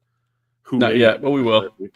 But like, look at the guys that the Lions have going to the Pro Bowl and how many of them are at the top of their respective positions. I mean, outside of Penei Sewell and Aiden Hutchinson, I think that like it's very difficult to say that like Jared Goff is the most talented quarterback. You know, like is Kirby Joseph the most talented safety in the NFL? Like, I think that Hammer Branch. I would think that you would look at someone like Kyle Hamilton in Baltimore and say, like, that's the prototypical safety that people want now in the NFL. Is Kirby Joseph that? No. Is Kirby Joseph great at what he's being asked to do in Detroit? Yeah. You know, like, so he's great for the thing they want him to do. And, like, I think that's another problem with the way NFL is constructing rosters right now is, like, people are schemes change too quickly. They're not patient enough is what it comes down to, is that most other NFL teams are not patient enough. Like the Lions, how many guys have the Lions brought in now where it's like, this is your redshirt year, go develop? You know, Vaki, Broderick Martin, well, not Vaki, but like Giovanni Manu, Broderick Martin. You know, they have set their roster up to have a veteran ahead of a guy on the depth chart, Anzalone and Campbell, you know, that kind of thing, where it's like, we have a guy that can do this. We're going to develop you to be the guy next year. we don't look too much at betting odds. I did see that you said on Twitter that you were thinking pretty hard about the Penei Sewell bet for Super Bowl MVP. Put $1 on it, dude. I mean, but like, don't put more than $1. So, Penei Sewell. Has an offensive lineman ever been a you don't even MVP? have to ask the question. You don't even have to ask the question. I mean, like, it is weird when a quarterback doesn't win it. Like when the Rams won the Super Bowl and Cooper Kupp was named Super Bowl MVP. That's weird. Did he deserve it? Yeah. Was it weird? Yeah. I would still argue that Stafford deserved it. He put up amazing stats. He had 2 picks. Right, I know, but like he had 2 picks. One was essentially like an arm punt, and then the other one was a tipped by his own receiver, right on stride, tipped by the guy. And he, other than those 2 plays, was really good. So I was actually shocked that he didn't win it. I think I like Cooper Kupp, and he played really well too. Obviously, because he was the only guy left on offense. But I was a little bit disappointed that Stafford didn't get it. Yeah, I am completely shocked. I know. Totally and completely shocked. So, congrats to Jamar Chase. Our second Triple Crown winner in almost as many years, and doesn't matter, like for a team that needed help backpedaling their way into the playoffs, like it could not have happened to I'm starting to really hate the Cincinnati Bengals. Everyone looks at the Bengals and it's like, oh my God, the Bengals are so good. No, they're not. Like, they're not. They're just, I mean, they don't come into the season ready to go, and then they don't build their roster in a way that like sets off like injury problems or anything like that. And they should be able to, because they have everything that they could want on their offense fixed. And then their owners are the cheapest in the NFL. So like, What do you expect if you're not going to spend some money in order to capitalize on the great talent that you have? Well, like, just fuck them. One of the guys at work is a huge Bengals fan. And we were talking about that earlier today about owner being cheap or not. And I'm like, well, I mean, if they're not willing to spend to the cap, then, I guess that's on them. But he's like, but we do. We spend to the cap every year. And so I'm like, well, then you're not spending it on the right people. And obviously, we talked about defense being the big piece there, that they're just not doing things right. They had, first of all, so congrats to Jamar Chase. 1,700 yards, no slouch. He did great. I love seeing Amon-Ra St. Brown on the top 5 there. If we pop over to passing yards, congratulations to Joe Burrow, damn near 5,000 yards. Love seeing Jared Goff at number 2. I think his previous high was around 4,250, 4,300-ish yards, so he blew by that. Awesome job. I love seeing that. And then just going back to your point and kind of my conversation with my buddy John today, they had the number 1 passing quarterback. They had the number 1 wide receiver in Triple Crown winner, right? Had a wide receiver too that had 900 yards, 10 touchdowns, a 5-game win streak to close out the season, still missed the playoffs because their defense was so bad early. It was unreal how bad they were. And they had a dude that's got like 10 sacks, 10 and a half, 12 sacks, something like that, Hendrickson. And you're like, how does a team that has one of the best quarterbacks, if not the best quarterback playing this year, the best wide receiver this year, a top 5 sack, getter on defense, one of the best number 2 wide receivers is still just can't get there. And it takes more than a few teams. That is kind of the definition of it takes a team to win in football. This is not basketball where you're one of 5 people out there, and if you're the best, you can really kind of dictate the game and dominate it as a single person. You just can't do that in football. I just have no respect for them. It's got to be I mean, like, the only thing I can think of is that it's coaching. Like Could be. Burrow's too talented. All the reasons that you just gave. You can't come out and start 0-4 with that group and then be like, "Oh no, he's the MVP. We're a playoff team." No, you're not. You're not. Yeah. Like you have a If they got into the playoffs, do you think he'd have a shot at MVP? Yes. Would he be your MVP? No. No. Because it's for the whole season. And for the first 4 games, they were fucking terrible. And like, but not on not because he was terrible. It's not an individual player award. Like a quarterback's success will always be tied to how their team finishes. Like this is the Matthew Stafford argument in reverse. Yeah. He's really good. He plays for a bad team. He didn't even make the Pro Bowl most of his time in Detroit. I know, right? So like, it's not about only one time in Detroit. Isn't that crazy? It's not about how well you play individually. It's about how well you play individually and win. Yeah. And they didn't do enough of the latter to have the thing that got them there count towards the MVP. Yeah. And that's the long and the short of it. No, I totally agree with all of that. Yeah. It wins as much as it's weird. Wins matter at the end of the season when it comes to this, right? Like Brian said, Stafford threw for 5,000 yards, had 40 touchdowns, and didn't even make the Pro Bowl the season that he did that. Done. And meanwhile, the Tyler Huntley, who fills in, as a backup quarterback, goes, I think 2-2, had like 650 yards and like 50% more interceptions than touchdowns. Made the Pro Bowl that season because they needed another dude. So yet again, you and I have talked about it before. Pro Bowls don't matter outside of like the whole, if you make a Pro Bowl, maybe you hit some sort of elevation in your contract and whatnot, but like they don't mean you're the best. Correct. Because that game's going to get played and there's still going to be somewhere between 2 and 6 teams. Yeah. That are going to be playing football. Yeah. Like our tour, Stafford only has 2 Pro Bowls. Goff has 4, yes. But you know what? Stafford is still way better than Goff throughout his career. And to me, you're not going to convince me otherwise. But Pro Bowls don't matter, right? Because it is a voting thing. It is not necessarily based on performance or any other logical metric a lot of times. Yeah. So. But speaking of voting... we got a lot of. That's not close to truth that Stafford is better. Yes, he is. You're right, and it is not close. Stafford is better, and has been his entire career. But I don't need to get into that argument now.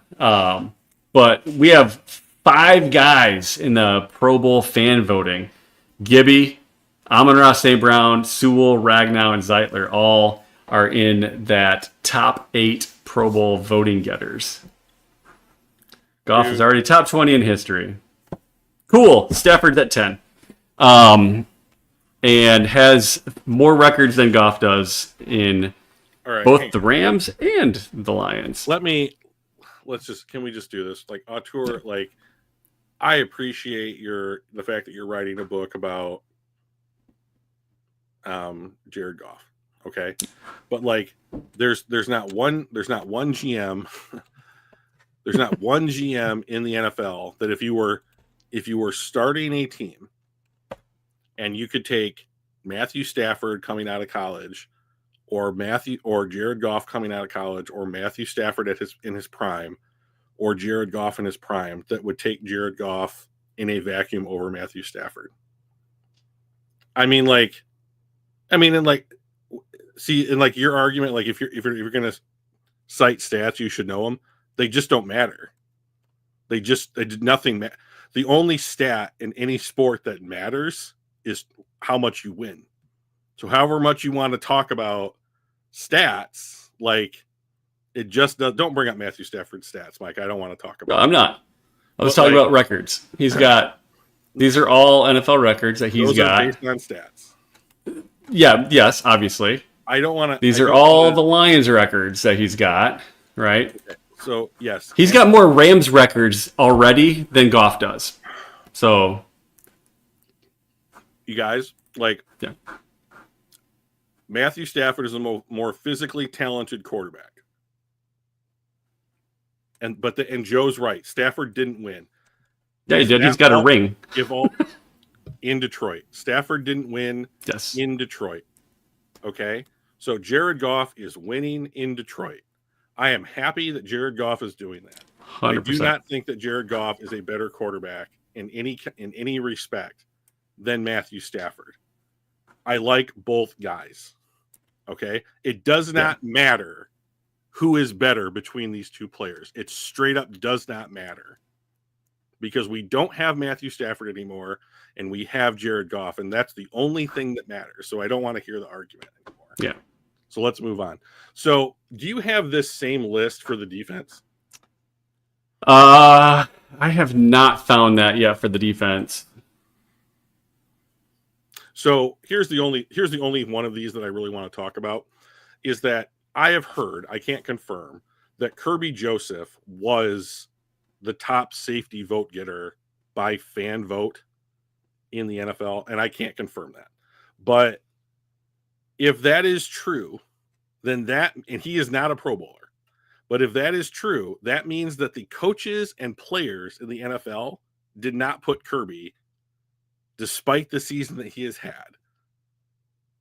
at the top of his position group on the defense, and that is wild to me. Yeah, and I believe they're the fans, the coaches, and the players are each 33% of whatever it takes to make it. So, I think that Kirby Joseph, first of all, we had 7 guys make the Pro Bowl. Like, think about 4 years ago. 4 years ago, we didn't have. Do we even have a single dude? Probably not. Because we weren't in playoff contention 4 years ago. Right. But but now you have 7. And considering that Kirby, in my opinion, should have been there for one of the 2 safety spots in the NFC. I mean, they gave one to a rookie, I think. I think they gave one to Cooper DeJean. Yeah. So, yep, Cooper made it. He had a great year. Like, I'm not taking anything away from Cooper DeJean. I just don't think that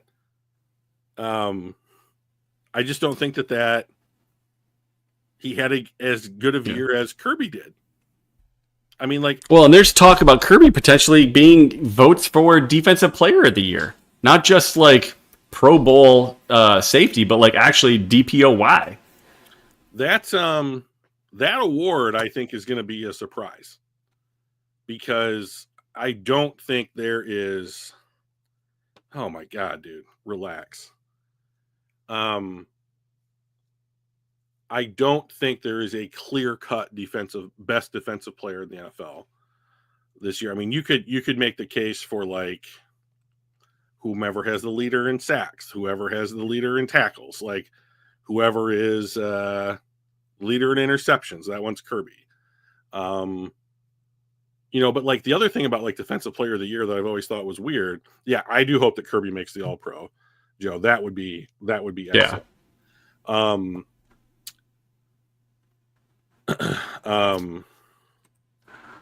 Okay, Jesus Christ, dude. Fine, you're right. Is that enough?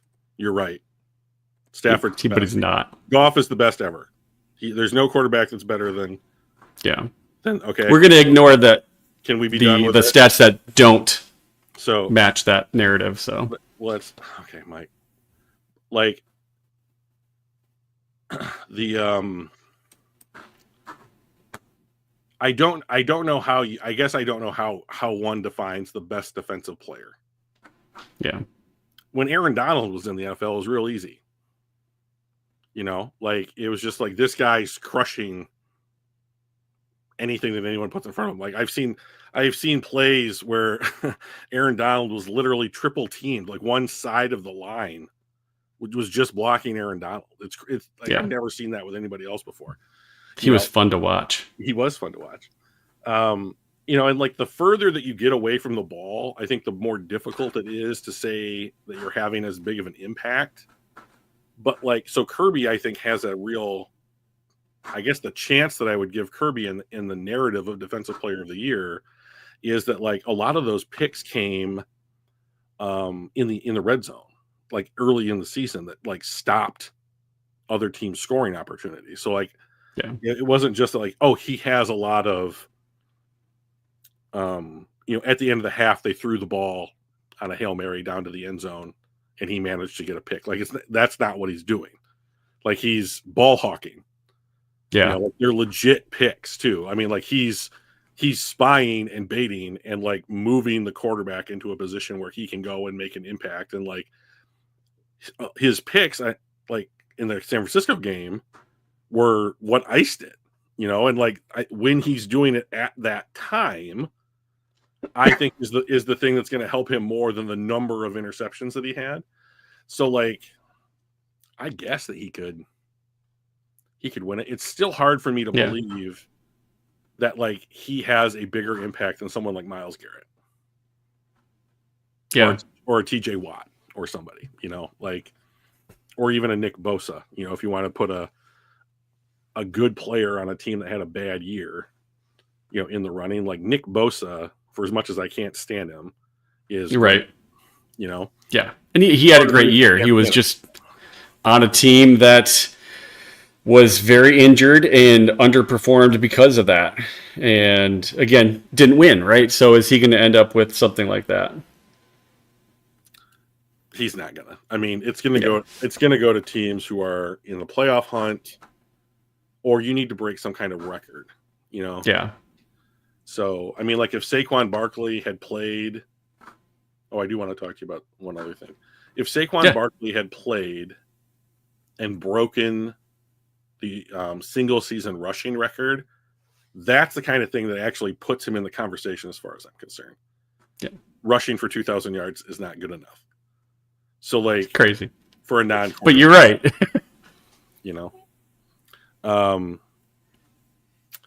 So let's talk about the playoff picture. Let's do it. So while you're bringing that up, the Los Angeles Rams chose to sit their starters because they had won their division, they were locked into their seed or close enough to it. But because they sat their starters, I mean they only lost the Seahawks by like 5 points. But because they you could make the argument like because they sat their starters, they were effectively taking a loss. And because they knew they would be taking a loss, that effectively said that they were choosing their seed, which ended up being the 7 seed. Yep. Now they're playing the Vikings, who are the 5. So they're the 4 seed. 4 seed. Yeah. But because they sat their players, they're getting whoever lost in the Lions-Vikings game. If they had played against the Eagles and won, they would have ended up playing Washington. Or another way to say it is anyone who isn't the loser of the Lions-Vikings game. So wouldn't you rather not play the loser of the Vikings-Lions than one of 4 other teams that you knew? I think they just wanted to make sure they were healthy. So right? So they're prioritizing that over anything else, right? Yeah. Okay. Because they already know they're at home. Yep. And they have Stafford's not a spring chicken, right? He's 36, maybe 37 now. I forget. I think he's 36 still, but he's got a 36-year-old quarterback. You've got Puka, I believe, had a little bit of a gimp in their final game. Not obviously he didn't play this week 18, but like week 17, I want to say he went out for a series or part of a series with a little bit of an injury. I think they just said, let's just get healthy. They did the same thing last year, if I recall correctly. They also sat their starters in week 18 and damn near beat us in Detroit. It was closer than I really wanted it to be, right? So I think they really just wanted to make sure they got healthy. They were like, I'm at home either way. Mm-hmm. So the Lions are going to play the lowest rate ranked the lowest seeded team of the winners in week 1 or in the wild card round. So let's look at it matchup by matchup. Philly and Green Bay. I was rooting for this. Jalen Hurts is not out of the concussion protocol. Correct. And Love left the game. Love said that he, for a moment, lost feeling in his arm, which to me says there's some kind of pinched nerve. Stinger type of thing, kind of yeah. thing, right? So, like, LaFleur said that if he needed to, Love could have gone back in. Now, but it was just the Bears. What are the odds? Right. Here's the other thing. Like, in the 2 games this year that Love didn't play, Malik Willis played, and they won both of those games. Completely different looking Packers team, but they won both of those games. And they did lose Christian Watson for the year. He's done, and apparently the damage is so extensive that they are thinking that he may end up on like the PFI. That's not right. NFI list. Oh, well, NFI is non-football injury. It's when you get hurt outside of the game. So he had a football injury. Yeah. Football injured reserve list to start the season. So he may not be back for the start of next season is a cleaner way, I guess, of saying that. So I do think, though, that if you said to me, all right, Green Bay, you can't have Christian Watson play, but Philadelphia, you can't have Jalen Hurts play, I think that if I was Green Bay, I would be like, let's do it. Like, right. I'll make that trade 10 out of 10 times. So if Jalen Hurts doesn't play in this game, I think that's Green Bay's best shot to do it. I think whoever is the quarterback for the Eagles, I don't know that Green Bay can stop Philadelphia from just. Does Philadelphia need to throw the ball at all in this matchup? Can they just not run the ball down the Packers' throats the whole game? I don't know. I mean, that's going to be the big question. I think that Green Bay's offense matches up fairly well with Philly's defense. I'm not sure it's the other way around. I'm not sure. I mean, Green Bay's got a pretty decent defense, right? They're not terrible. I just don't. I don't know. I think they were the best option to beat Philadelphia in the first round. They're the ones that are the most scary in the NFC. And to be honest, I think the Rams are probably the second most scariest in the NFC. So I'm hoping Green Bay can knock Philadelphia out in kind of a surprise. So it is. I wouldn't bet my house on it though. It is in Philadelphia. Packers are fraud. No. It is.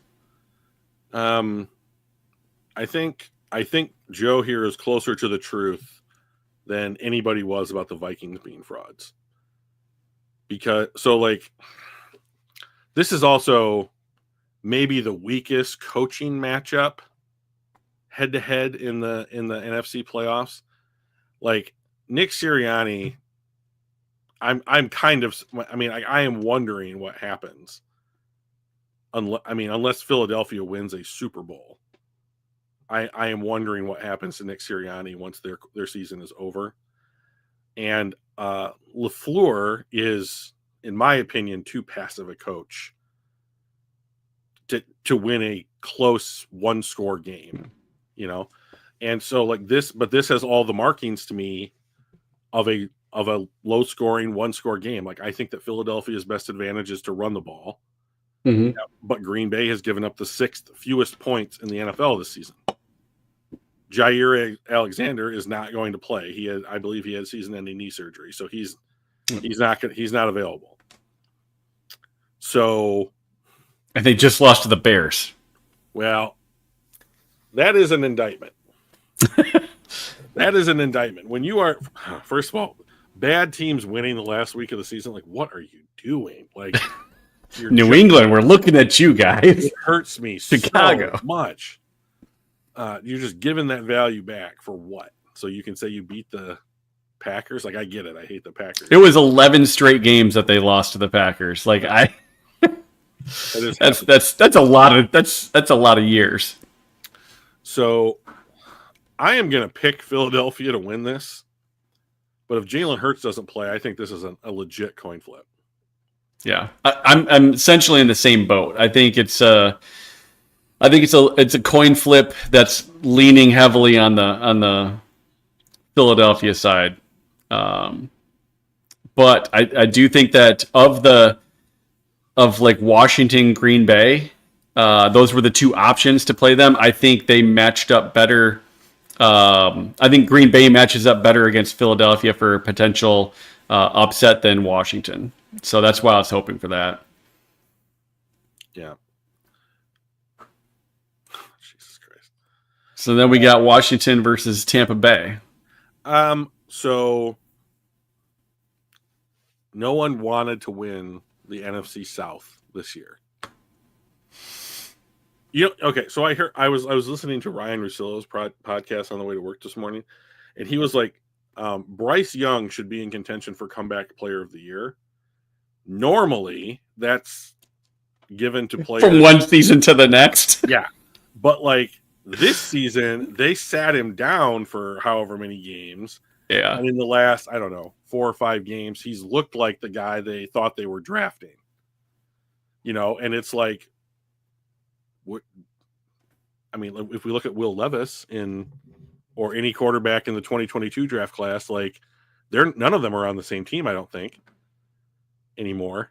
So I mean, like, there was every chance that Bryce Young was going to be on his way out as a number 1 overall pick, and has played his way out of it. He even had a what they're calling a Steph Curry touchdown this week.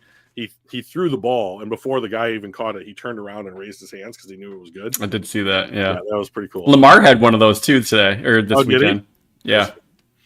Yeah. So like, you got a lot of faith that ball's being caught. Like, that's on target, but you got to have faith that dude's catching that ball too, right? Exactly. You're making a lot of good points today, Joe. Late season win that only screw over draft position, a Lions special. Yeah, it does sound like us. We did that many a time. Many a time. So I am kind of a believer in Baker Mayfield. I think that he has the greatest. His floor is lower, his ceiling's higher than almost any quarterback in the NFL, and you just don't know where he's going to end up. On a game-to-game basis, but like, it's in Tampa Bay. I like Baker better in this spot than I like Jaden Daniels, even though I like Jaden Daniels. And I just think that Tampa Bay's roster is better top to bottom than Washington's is, even though Washington won more games. I was just going to say, is that true with a team that was slightly over 500 versus a team that was, 12-5? Are they actually that much better? Roster-wise? I think that they are, and I think what gave this edge to Washington is Jaden Daniels, and the way that he plays is difficult for teams to combat. But I don't like the Commanders' ability to match what Tampa Bay does on like a drive for drive basis in the playoffs, where all of these Tampa Bay players have been at home. And he's a rookie. So I am betting on Wash is getting lots of love for the upset. Really? Like on a betting market? I mean, I think it's going to be Washington over Tampa Bay. I know Tampa Bay's at home, and that's always a bonus. But I think Washington's got a better team, especially on the defensive side of the ball. And Jaden Daniels is playing as good or better than Baker Mayfield as a rookie.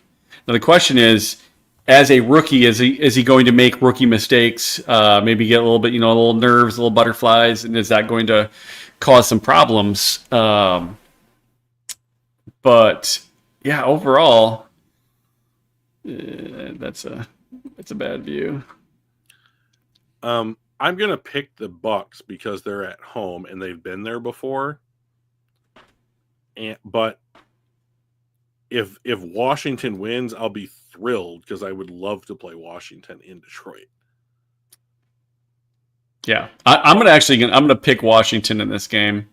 Cool. I think it's gonna be relatively close. It's certainly not gonna be a blowout. It's the playoffs, and the playoffs don't tend to lend to blowouts very often. But he's a rookie quarterback, so it's gonna be a little thing. But I'm all out here by myself on Tampa Bay. Joseph are siding with Mike. What a dark time. What a dark time. That's funny. Minnesota, LA. That's going to be a good game as well in LA. So Los Angeles was one of the 2 teams to beat the Vikings this season. They are at home. And I just think that Minnesota's better. I just think that they're better. Yeah, I think it comes down to, does Minnesota's defensive line get pressure on Stafford? Or do they make it rough on him? Because Puka Nacua, Cooper Kupp, Kyron Williams, and they've got Tyler Higbee back. That offense is going to be really scary and tough to stop. So if they can get the pressure and force plays to happen before they were meant to, I think they can definitely beat them. If Minnesota can't get back into the groove offensively, Zakwa, they did play. LA beat them. But if Minnesota, if LA can look at what Detroit did and do something similar, I don't think they're going to keep Jetta down to 55 yards or whatever it is, right? Joseph's got the Bucks. All right. So it's 50-50. All right, we'll take it.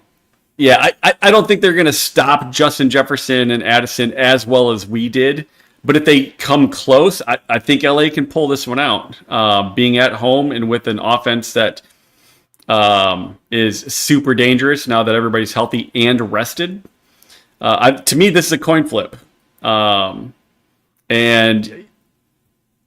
I don't know. I haven't been a Minnesota believer all year, but they've got 14 fucking wins. So, I think it's a coin flip. I'm going to lean on Minnesota, but I would not be surprised if LA. It's to me 52-48 Minnesota. Not score wise, 52% Minnesota, 48% LA. It's real close to me. So I will be taking the Vikings to win this because I think that the game against Detroit was the aberration as to what this team is. You think so? I do. And however, here's one other thing that I think is in the Rams' favor. Sean McVay is 1,000-0 against his former coaching staff, people that were on his staff. And KOC is one of those guys. So I don't know if it matters. Maybe it does. Probably does. Coaching matters. I don't know that it holds true in this matchup. I will take the Vikings. Yeah. I will take like I said, 52%, 48%. I'm going to lean toward the Vikings over the Rams. I know, shock. But when, if LA wins, I want to say a little bit of it, I told you so, even though I am picking Minnesota. But that defensive line, Jared Verse, is with the tackles being injured in Minnesota, their defensive line is the real deal. They've got 2 guys that could be rookie of the years, defensive rookie of the years. I think it'll be Verse that wins it pretty easily. I think, but great shot. Braden Fisk is fucking great too. He's actually got, I think, more sacks than Verse does as a defensive tackle inside with Kobe Turner. So if they can get the pressure that we got, I think LA wins. I just don't know what's going to happen there. Offensive line versus defensive line for both teams. Whichever offensive line can do the best against the opposing defensive line will win. Wow, Braden Fisk has 9 sacks. Yeah. And he's not even the front runner for defensive rookie of the year. It's Fisk or Jared Verse. Hey, Shannon. really good. And Kobe Turner should have won it last year because he tied Aaron Donald's rookie sack record as a defensive tackle. And I'm like, these guys are good. Unfortunately for the Rams, their secondary is not that good, That's a big and that is a big problem. So if they can't get the push, Minnesota will eat. But if they do get the push, I think LA wins. So it really comes down to offensive versus defensive battle for both teams, the lines. Yeah, I am very much a pressures matter type of guy. And if LA's defensive line can get consistent pressure throughout the game, that's their best chance to win. Yep. I think, however, well, we'll just leave it at that. I think that I think I said everything that I think. Let's switch it over to the AFC. AFC. So Kansas City has the bye. LA Chargers visiting Houston. He did go to Western Michigan. Western's got a couple of dudes that are going to get drafted this year too. Higher. I'm thinking like 4th round off the linemen. And Western's had 2 4-star kids transfer to their program. One being Cole Cabana, who was a running back for Michigan. He's a sophomore now, or a redshirt freshman, and he might run for 8,000 yards in the MAC. Like he I think that I might go to a couple of Bronco games this upcoming season, to watch him run, because I think that's going to be a lot of fun. I have the Chargers beating the shit out of the Texans. Yeah, I think so as well. Absolutely beating the shit out of the Texans. So Herbert's playing great right now, and I think they just run away with it. The Chargers defense has been markedly better this season, and they are playing with a lot of confidence, and I don't know that Houston is. I think Houston is struggling with the fact that injuries and have kind of hurt their overall season, and they're trying to find their groove. Yeah, that's true, Zekwa. I think the biggest difference between the NFC and the AFC are polar opposites. I think Green Bay, Philadelphia is probably going to be a relatively close game. Washington, Tampa Bay is going to be a close game. I already said Minnesota, LA is going to be a coin flip. I think every single one of these games in the AFC are going to be a blowout. Really? Pittsburgh is on a 4-game losing streak. They can't beat anybody. Baltimore has been just manhandling teams. I think Buffalo will blow out Denver. They lost. Blowout being like, I do know that. I don't think they were playing their starters. But we can say the same thing about Kansas City, right? Like, Denver got a big win. Well, sure. I think Buffalo will beat them by 2 scores. Over 8 points. So 10 points, 14 points, something like that. Which, maybe it's not a blowout, but 2 scores is 2 scores. You think that Buffalo's going to blow out Denver? Yes. Yeah, Buffalo will have their way with them. Baltimore will beat the crap out of Pittsburgh, and the Chargers will beat the crap out of Houston. None of those games are going to be particularly close. So I think that the Chargers and the Baltimore games are not close. And what'd you say? 2 touchdowns? Buffalo will be probably at least 10 points over Denver. Probably 2 touchdowns or more. I think that Buffalo will win, but by a margin under that. So I will take the under on that single digit win. Yeah, okay, I'll say yes. Yeah. I don't think any of those games are going to be as good as in close and exciting as the NFC teams. If you are a fan of the Chargers, if you're a fan of Baltimore or Buffalo, these are going to be great because you're going to be able to sit back and go, my boys are doing it. I like blowouts, so that's good. Right? Now, can you put the quote unquote winners? PR, please.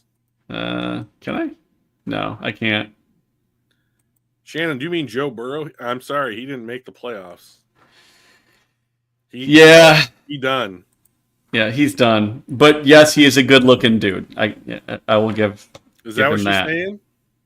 Yes. Somebody need to scuff him up a little bit. Somebody needs to put like a scar in his. That's probably just making him more attractive. Shannon, quick Chicks question. dig scars. If Joe Burrow had a scar like on his chin, is that going to make it better or worse for his physical attractiveness? Yeah. While we're waiting, I guess. Well, yeah. While we're waiting, it's gripping content here. Yeah, we're here for all of them. Yes, exactly. Yeah, it doesn't allow me to like click into it and drag it over to, because the NFL does not reseed, correct? We will be playing this either way. Yeah, that sucks. Yeah, see, chicks dig scars. Yeah, 100%. So I would love to see Green Bay win here because I think we can beat them. Well, I know we can beat them. We've done it twice already. It's a real bummer that they don't reseed. I could have sworn that we reseeded. Maybe not. I don't believe so. So here's what and the only reason I'm saying that I don't believe that they reseed is that I heard, first of all, so two things. I've heard that Detroit gets the lowest seed of the winners. So to me, that says they retain their seeding. And then when Dan Campbell and Kevin O'Connell shook hands at the end of the Minnesota game, he said, "See you in 2 weeks." Right, because he's implying that they're going to beat LA and they're going to come back. So they do, I guess reseeding maybe isn't the word, but we do not play. This is not the actual matchup. These two winners don't go here, and these two winners don't go here. That's why it's called EBD. Right. So it essentially does reseed. You're still gonna retain the highest seed that you were. So like if one doesn't play, if 2 wins, 3 wins, and 5 wins, it now becomes 1, 2, 3, 4. But that doesn't matter because it doesn't matter. They all maintain their position. Correct. So you're not reseeding. If it's going to be a different number essentially, but you're still, yeah. So if Philadelphia wins, Tampa Bay wins, and LA win, we're going to be playing LA. Right. If Minnesota wins, we're playing Minnesota. If either Washington or Green Bay win, we will play Green Bay if they win, or if Philadelphia beats them, Washington, right? So we're always playing the lowest seed that won in the upcoming games. So of all these teams, who do you want to play? Washington. Okay. Washington or Tampa Bay. I think we can beat Tampa Bay easier than Washington, but we can't play them next round because they're the 3. So the guy that hurt Detroit so badly in that game week 2 was Chris Godwin, and he almost immediately got hurt after that Lions game. So he's out and won't be able to play. So I think Detroit, first of all, I like Detroit against all of these teams except Philly.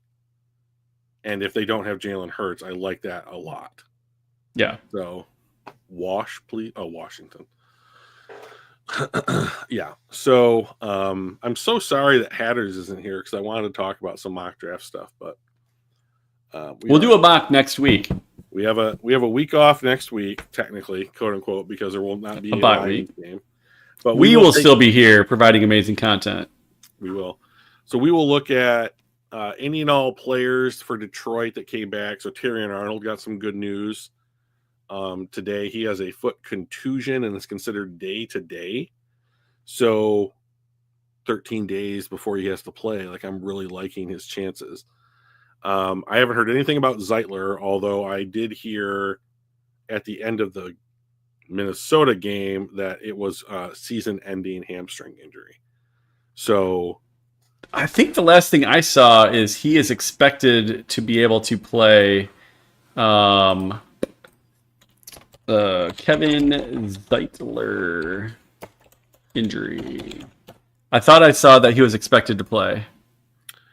I have seen exactly nothing about Kevin Zeitler from all of my quote unquote NFL sources all day. So I Let would me see if love I it if can he could track play. something down. I would rather have Terry and Arnold play than Kevin Zeitler, just because Christian Mahogany can step in for Zeitler, and I don't want Kendall Vilder stepping in for Terry and Arnold. So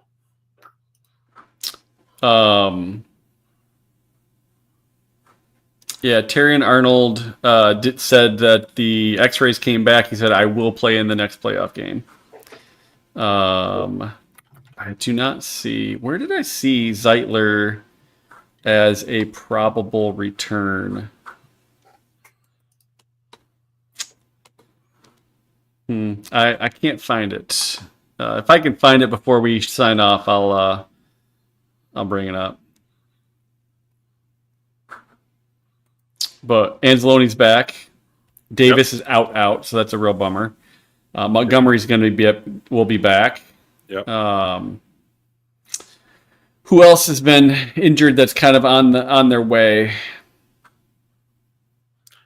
Well, let me bring up their over the cap so I can see their injured reserve list. Teams, Lions. Get rid of the ad. Boy, this website has really just become almost unreadable. Very, very disappointed with it. Okay, injured reserve. Hutch says that he could be back by the Super Bowl, let's say. Davis out. Kaminsky, haven't heard anything. Davenport out. Derek Barnes is out. Rakestraw, maybe. Malcolm Rodriguez, no. Mekhi Wingo, no. So, I mean, like, you are missing Hutch and McNeil, Carlton Davis from what your quote-unquote starters were last year. Like, if we look at the Lions roster right now, yeah, I wonder how weird the defense actually looks. So, Kirby Joseph and Branch, got it. Campbell, Anzalone, and like it would be Jalen Reeves-Maybin would be the third linebacker in our base set. Okay. Terry and Arnold started the whole season. Amik Robertson was the slot corner. Now he's the outside corner. Okay. Pascal Reeder. Okay. So Pascal wasn't a starter. Reeder was a starter. Onwuzurike wasn't. Zadarius Smith wasn't. So I think the worst that you can say is this team is really down 3 defensive starters. Reeves-Maybin, so basically your third linebacker, or whatever you want to call the third linebacker, like Anzalone and Campbell are the guys that I think are the quote-unquote starters when I think about the linebacking core. McNeil's out, Hutch is out. That's a major deal. Reeder's playing. So, I mean, like, it's Hutch, McNeil, and whoever you think the third linebacker is, so Derek Barnes, maybe. Yeah, and that's right. Clee Freeman came back as well for this last week. So we're starting to get healthy. Like, not everybody's going to be back, but we're getting there. So I mean, like, in the offense is what perfect. I mean, when Montgomery comes back, it's you're not only all your starters are there, but like your depth guys are basically back. So yep. Yeah, I don't think there's anybody on that list that once Monty's back that we're going to be missing. So I'm very confident in the offense. And the defense, I'm wondering, like, Zadarius Smith was a starter for Cleveland, and like Pascal has played starter snaps. and like, can we take a look at the PFF grades Can. for this last game? Oh, for the grade or for the game? Yeah. Yeah, for the game. I'm starting to think that like the guys that are quote unquote starting for us now should not be considered like backups anymore, quote unquote. Like they're getting snap counts that are like legitimate starters.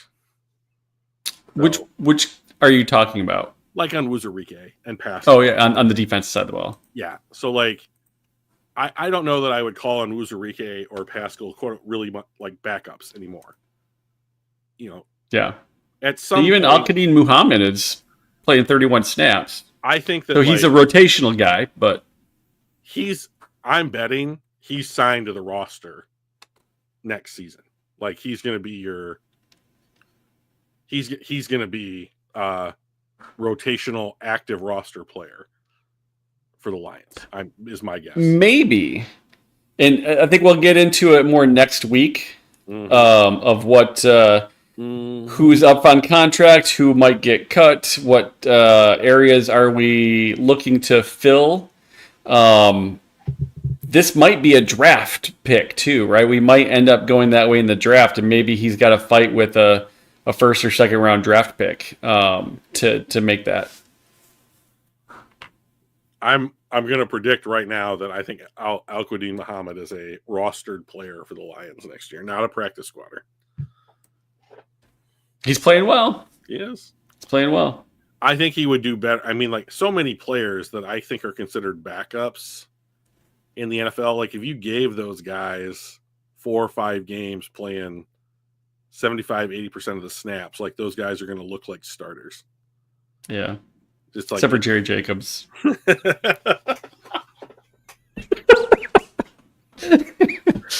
I never liked him. Or Kendall Vildor. It'd be really great to not to have to put him on the field anymore. Like he seems like a cool dude, but like, can we get somebody else out there? I gave Jerry Jacobs so much shit on Twitter. Yeah, he come out with this like inspirational quote nonsense, and I'd be like, bro, you just got lit up for like 130. Like, can you relax? Like, just get better at that first, then do the quotes. So Campbell finished the year at tied for the 8th overall middle linebacker with a 77 point something grade. So come on, let's see what we got here. So I missed out on that, but he's the top 10 linebacker per PFF grade this season. So I'm happy about that. He played really well. Here's the thing about Jack Campbell, and guys, anybody that's still listening to the chat can you don't need to do it. Anybody in the chat can try and can give me some context or perspective here. Jack Campbell, in my opinion, doesn't make his presence felt on the field. Correct. That's just my opinion. 77. Oh, 9th. Okay. Well, so I filtered out the people that only gotten a few snaps. Like if you didn't have, let's see, total snaps. If you didn't have at least 234 snaps, you're filtered out. All right. So the thing about Jack Campbell this year, his coverage grade was much better, which is super important for any linebacker in the NFL. I just felt like he was in the right place at the right time a lot, but I think that doesn't lead to the kind of plays, and maybe it's just the way that the defense is supposed to operate, that it puts Kirby in a position to make a play.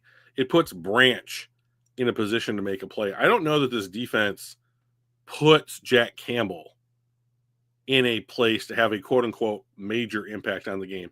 It seems like he's more like a lumberjack. Like he's just swinging the axe at the tree, chopping it down, play by play. And even the last swing that gets the one to topple the tree is just like the first swing. It just so happens that it's like it's the last one in the sequence before you accomplish your goal. And it's like, I don't know. Like, I think that I'm very happy with Jack Campbell. Like, if this is the guy the Lions foresaw when they took him at 18, that's why they're making these decisions and I'm not, because I didn't see it. So well, he's got room to grow, right? This is year 2, right, for him? Right. Exactly. So I think you picked your preseason prediction was an 80 grade. And I'm like, you're crazy. You're crazy. But I mean, you weren't right, but you were really damn close. 77.4 was still. If you would have said 75, I would have said you're crazy, but with less enthusiasm. But you would have been right. So you were really close to knocking that one out of the park, and he's played really well. He's impressed me. I did think those were, what do we call those? We called them like ridiculous predictions. Bold bets. Bold bets. Bold bets. Yes. So good. Yeah. Can you believe the regular season's over? Yeah. I mean, it's felt long. It was. It's 18 weeks or 18 weeks so 17. But I'm ready for the playoffs, and I actually love the fact that I don't have to. I'm ready for the playoffs, and my team doesn't play next week. Yeah. I have been looking at Super Bowl tickets again. Not going to buy them until we get there officially, or at some point maybe in the fourth quarter, I can go. Yeah, I feel comfortable pushing the button, but of the NFC Championship game.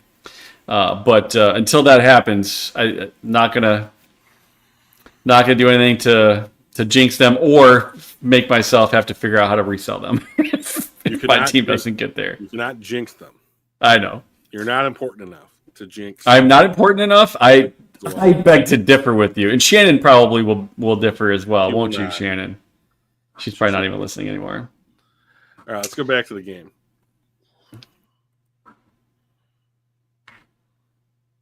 Oh, you already got it. Wow, you were fast.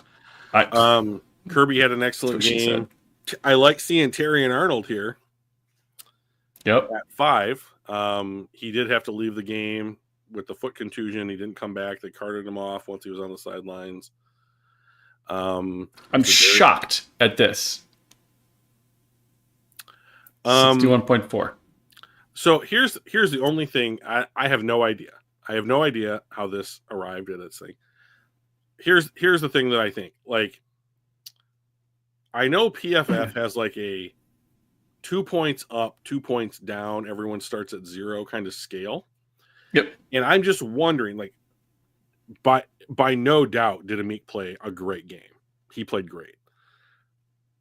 But he had help all the time, and I wonder if you're only required to do half the work because you've got help over the top, or help inside, or whatever. If that diminishes your ability to score higher on that 2 point scale. I don't know. I don't care. Like, no one who watched that game is going to say Amik Robertson played a game worthy of that score. And I'm fine with the PFF grade being what the PFF grade is. I don't think it's an indictment of how he played. Yeah. But, like, I think that there is a reason why they scored him where they did that I don't know about, and I don't care what it is. Like, I watched it happen. He did a great job. We won the game. That's all I need to know. But I think that, like, what's indicative here of the score is that his tackling was on point. Yeah. That's true. Sometimes it just doesn't seem to match what I watched on film or vice versa. So, like, his tackling sometimes, was on point. I'll say sometimes, like, even with Amik Robertson, it may be that some of his best coverage happened on a time that there was so much pressure, it didn't matter. He could have been, 5 yards behind Justin Jefferson or whoever he was covering, and it wouldn't have mattered. And then you just don't get that great of a score because it wasn't a thing that they never looked your way. You don't get extra points for, like, having a tight coverage on a play that no one goes to. So it could be something similar to that. They have a pretty interesting way that they do that, but So there was one play that I think is emblematic of what you're describing, and that is early in the game. Darnold overthrows Justin Jefferson, who looked like he was wide open in the corner. He almost threw like a fade route to him. Oh, in the touchdown or in the end zone, yeah, right. And so like Jefferson looked open, but if you go back and the reason I'm recommending watching this All 22 channel is because they diagnosed that play, and like Amik knows that they are calling a blitz. So when he is on Jefferson and he sees, I think it was Addison or maybe Naylor who was running a slant route, he came down to protect the slant because it's way more likely that they hit the slant as a quick throw than going to whatever route that's developing for Jefferson. And Darnold had Jefferson and could have had a touchdown, and he overthrew him. Once again, pressures matter.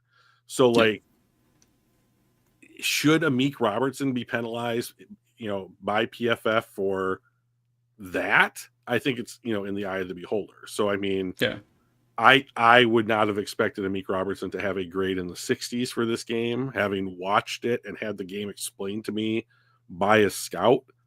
But once again, it just doesn't matter. Like, these numbers are helped to like understand a certain context. So they're not the end all be all. They're Amik Robertson's on the roster next year, and I'm stoked about it. So I mean, like, if he's down here too, that's weird. Like, their passing game was not good. Yeah. Oh, Goudet, O'Connor both had pretty miserable games. Yeah. I know they like O'Connor. I don't know how much they like Goudet.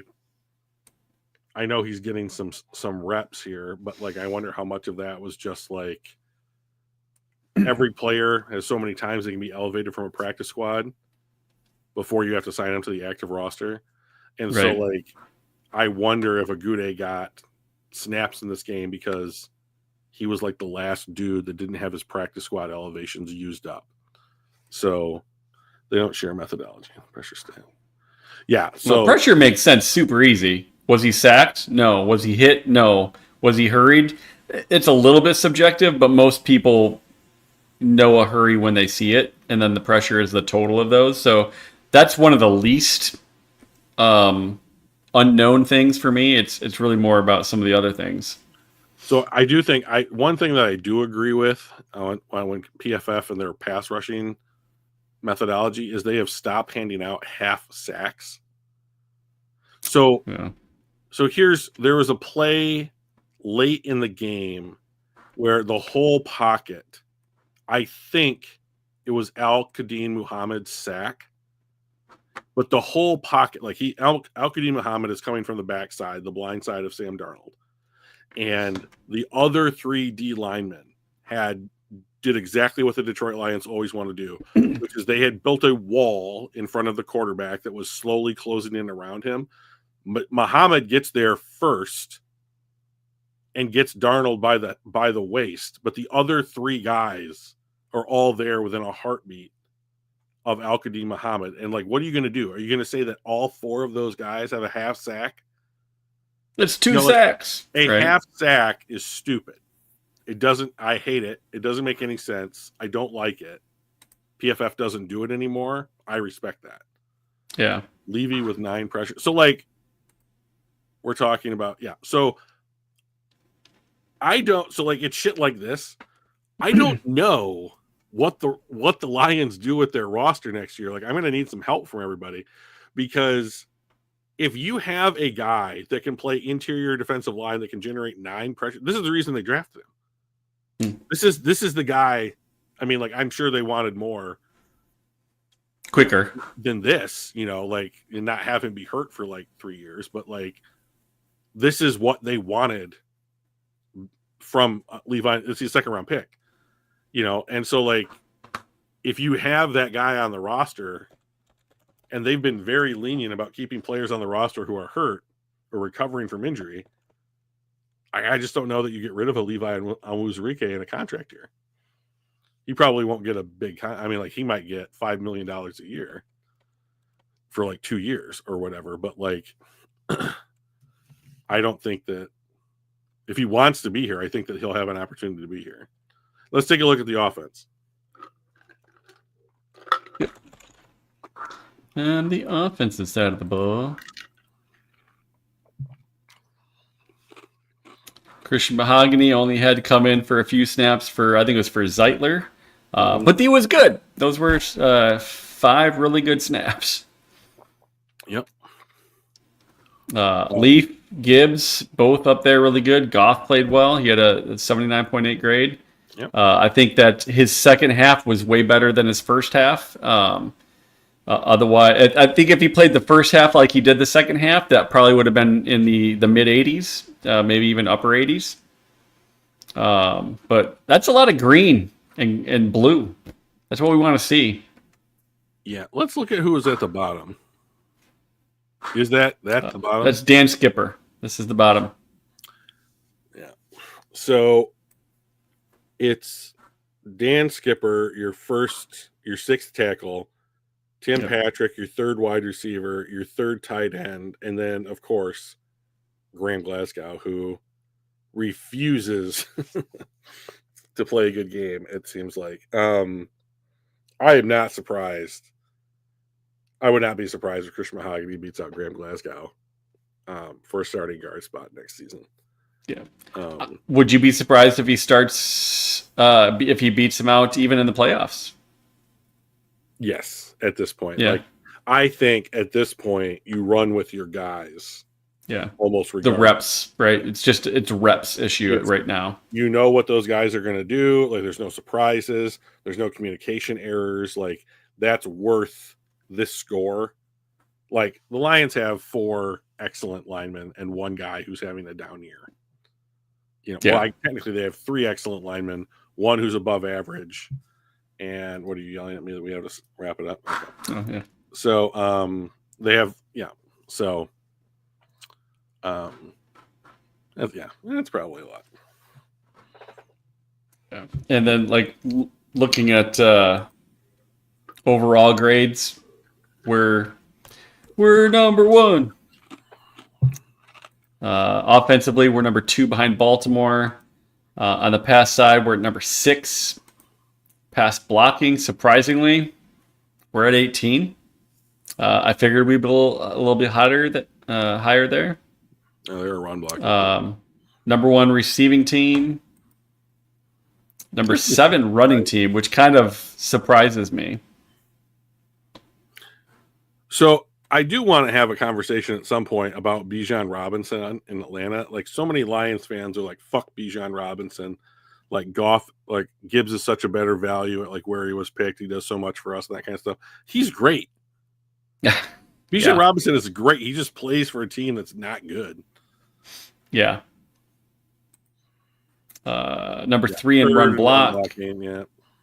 Overall defense, number 5. So, and like, the narrative for so long this season, we were number 1 at one point. Was that Detroit? How can Detroit weather the storm with all these injuries on defense? Bros, we're 5th. Yeah. With all that, with all of the injuries and all of that nonsense, we're 5th. Like, if you told me we had the 5th best defense in the NFL heading into the season, like, what do you think the end result's going to be? I would be like, well, this team has won a Super Bowl. Yeah.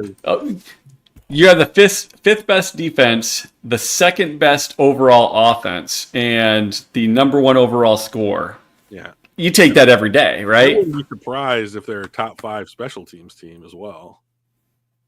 So run defense, we're at 12. That's lower than that. Tackling, we are at 2. Last year, if you recall correctly, it was not good.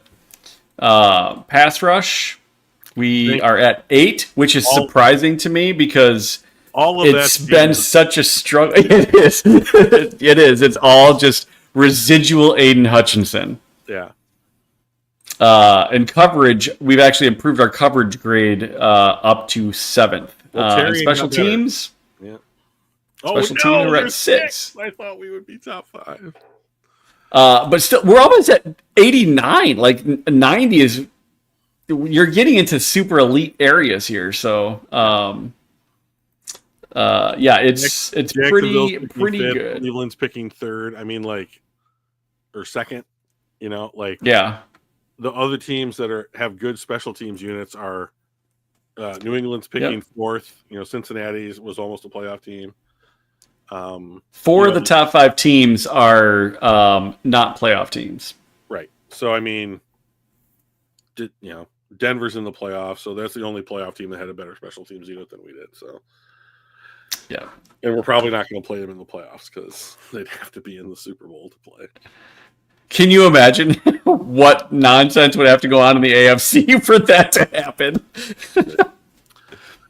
Before we sign off, the last thing I want to say is I've been thinking a lot about where this team was 3 years ago and where this team is today. They just finished the season with 15 wins. Even if you were playing a 16 game season and you just didn't play the 17th season, they're 14-2.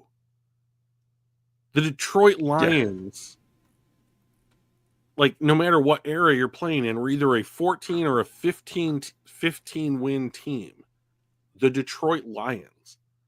I'm so unbelievably grateful for that it's hard for me to almost express. You know, and I think like the Lions have had, first of all, almost all of the injuries were on defense. And like I don't want to find out what a season was with a bunch of injuries on offense.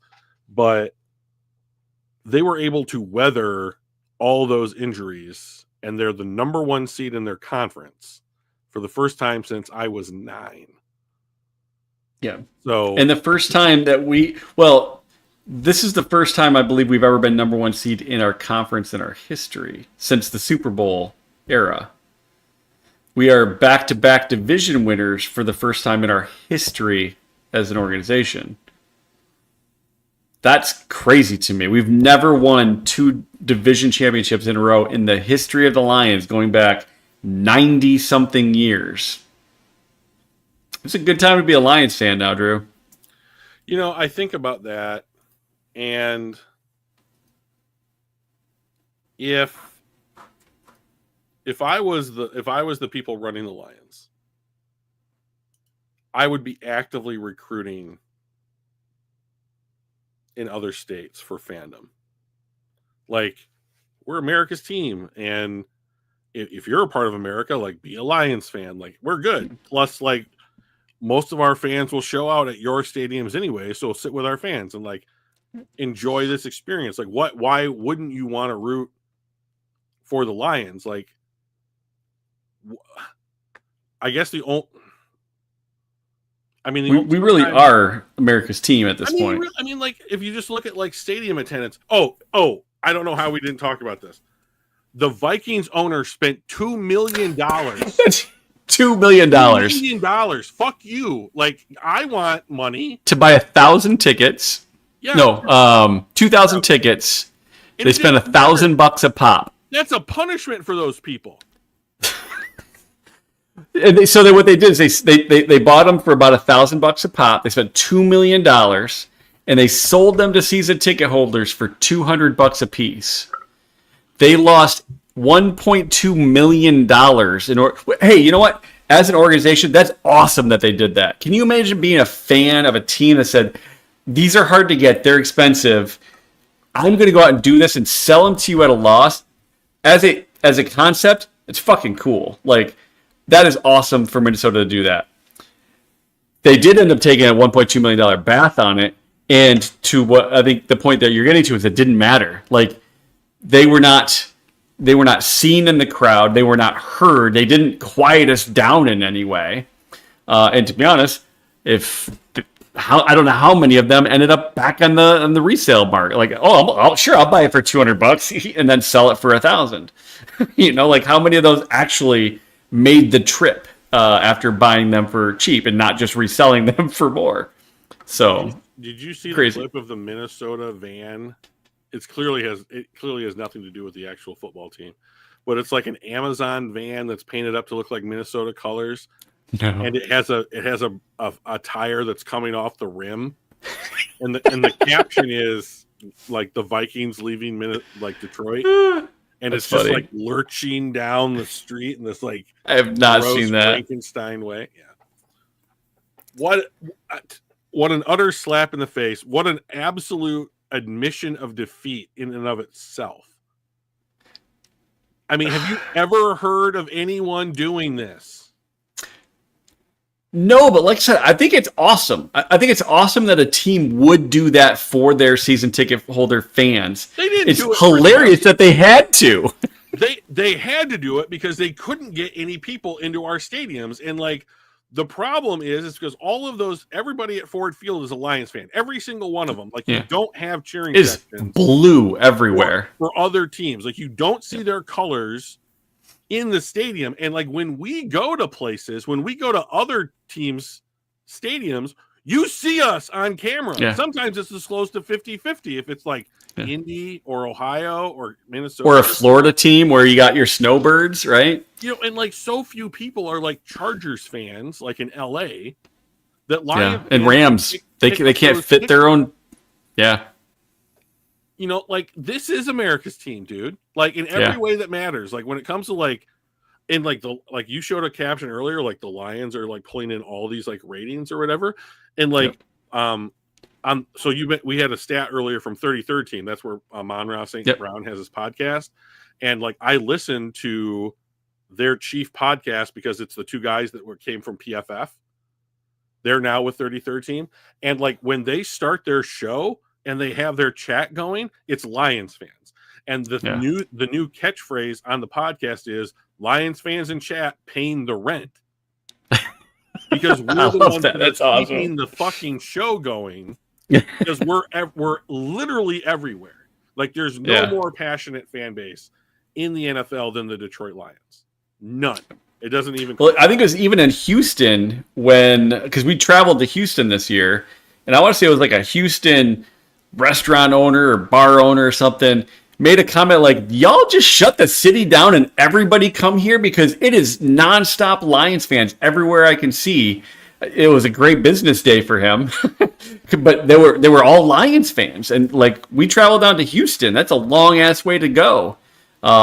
So yeah, we travel well everywhere. It's awesome. It's one of those times where in the past, you put that paper bag on, you're embarrassed to be a Lions fan, or they're like, "Oh, who are your teams?" Yeah, I like the Red Wings. Woo, the Stanley Cups. Yeah, and I also like the Lions. And they're like, "Oh, I'm sorry."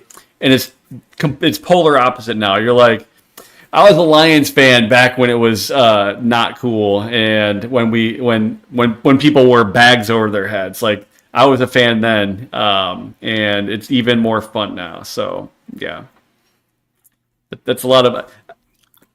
I'll give Minnesota's team credit for doing that. It was a really cool concept. I'm not sure they got their money's worth out of it because I would be willing to bet a vast majority of those people just resold them instead of making the trip. But I like the concept. Okay. If it had worked out exactly the way that they wanted to. It's like we threw $2 million into a fireplace for how much that fucking mattered. Like it didn't matter. The whole idea doesn't matter. There was a hilarious image of it's basically like the Ticketmaster. This is the layout of Ford Field, and they showed like. If every one of those 2,000 tickets actually were Vikings fans, and then they showed like what that would look like colored in, and it's just minuscule. You're like, they spent $2 million on this little bit of purple there? I mean, do you look at like what 2 compared to 58 looks like in any fucking context? There's 60,000 people in that arena. And you bought... Cool, dude. You bought $2 million worth of people to like I mean, it's not like purple's all that different than blue. Come on, who are we talking about here? Like, it's not red. You're not jumping out on camera. I mean, it's ridiculous. It was. Yeah, they should have wore white.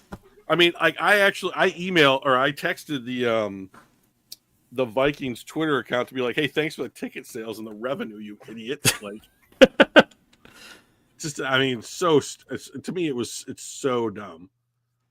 So, I mean, like, if they want to keep doing it, cool, I'll take the money. Because I think, like I said, conceptually, it's pretty cool that a team would even do that. Because they don't have to, right? They didn't have to do this, and they wanted to do something for their fans. They wanted to have people, go there and not be all Detroit or whatever. And who was it in the chat was like, yeah, Bengals would never do this. Like, right. How many ownerships would actually do this? So, like, conceptually, I think it's cool. I think it's cool conceptually. It didn't do the thing that they wanted it to do. Nope. Well, so yeah, that was fun. We are going to be back here next Tuesday, even though there's no game. There's no chance at a Victory Tuesday. Although I would say it is a Victory Tuesday because they earned their day off. Yes. So I'm thrilled. This is what I wanted last year. Any Tuesday we come in where we didn't have a loss is a Victory Tuesday, and we earned that bye week. We will not lose this coming weekend. So I have some ideas about what this Lions roster might look like. Hey, thanks, Joseph. Appreciate that. What this Lions roster could look like next season, and I would love your input as well. Like, where do you think? Where are the needs? What do you have any crazy takes? That kind of stuff. Throw it at me. I would love to hear it. We'll do a mock draft. Hatters, if you're listening to this, there's mock draft next week. We're going to do it.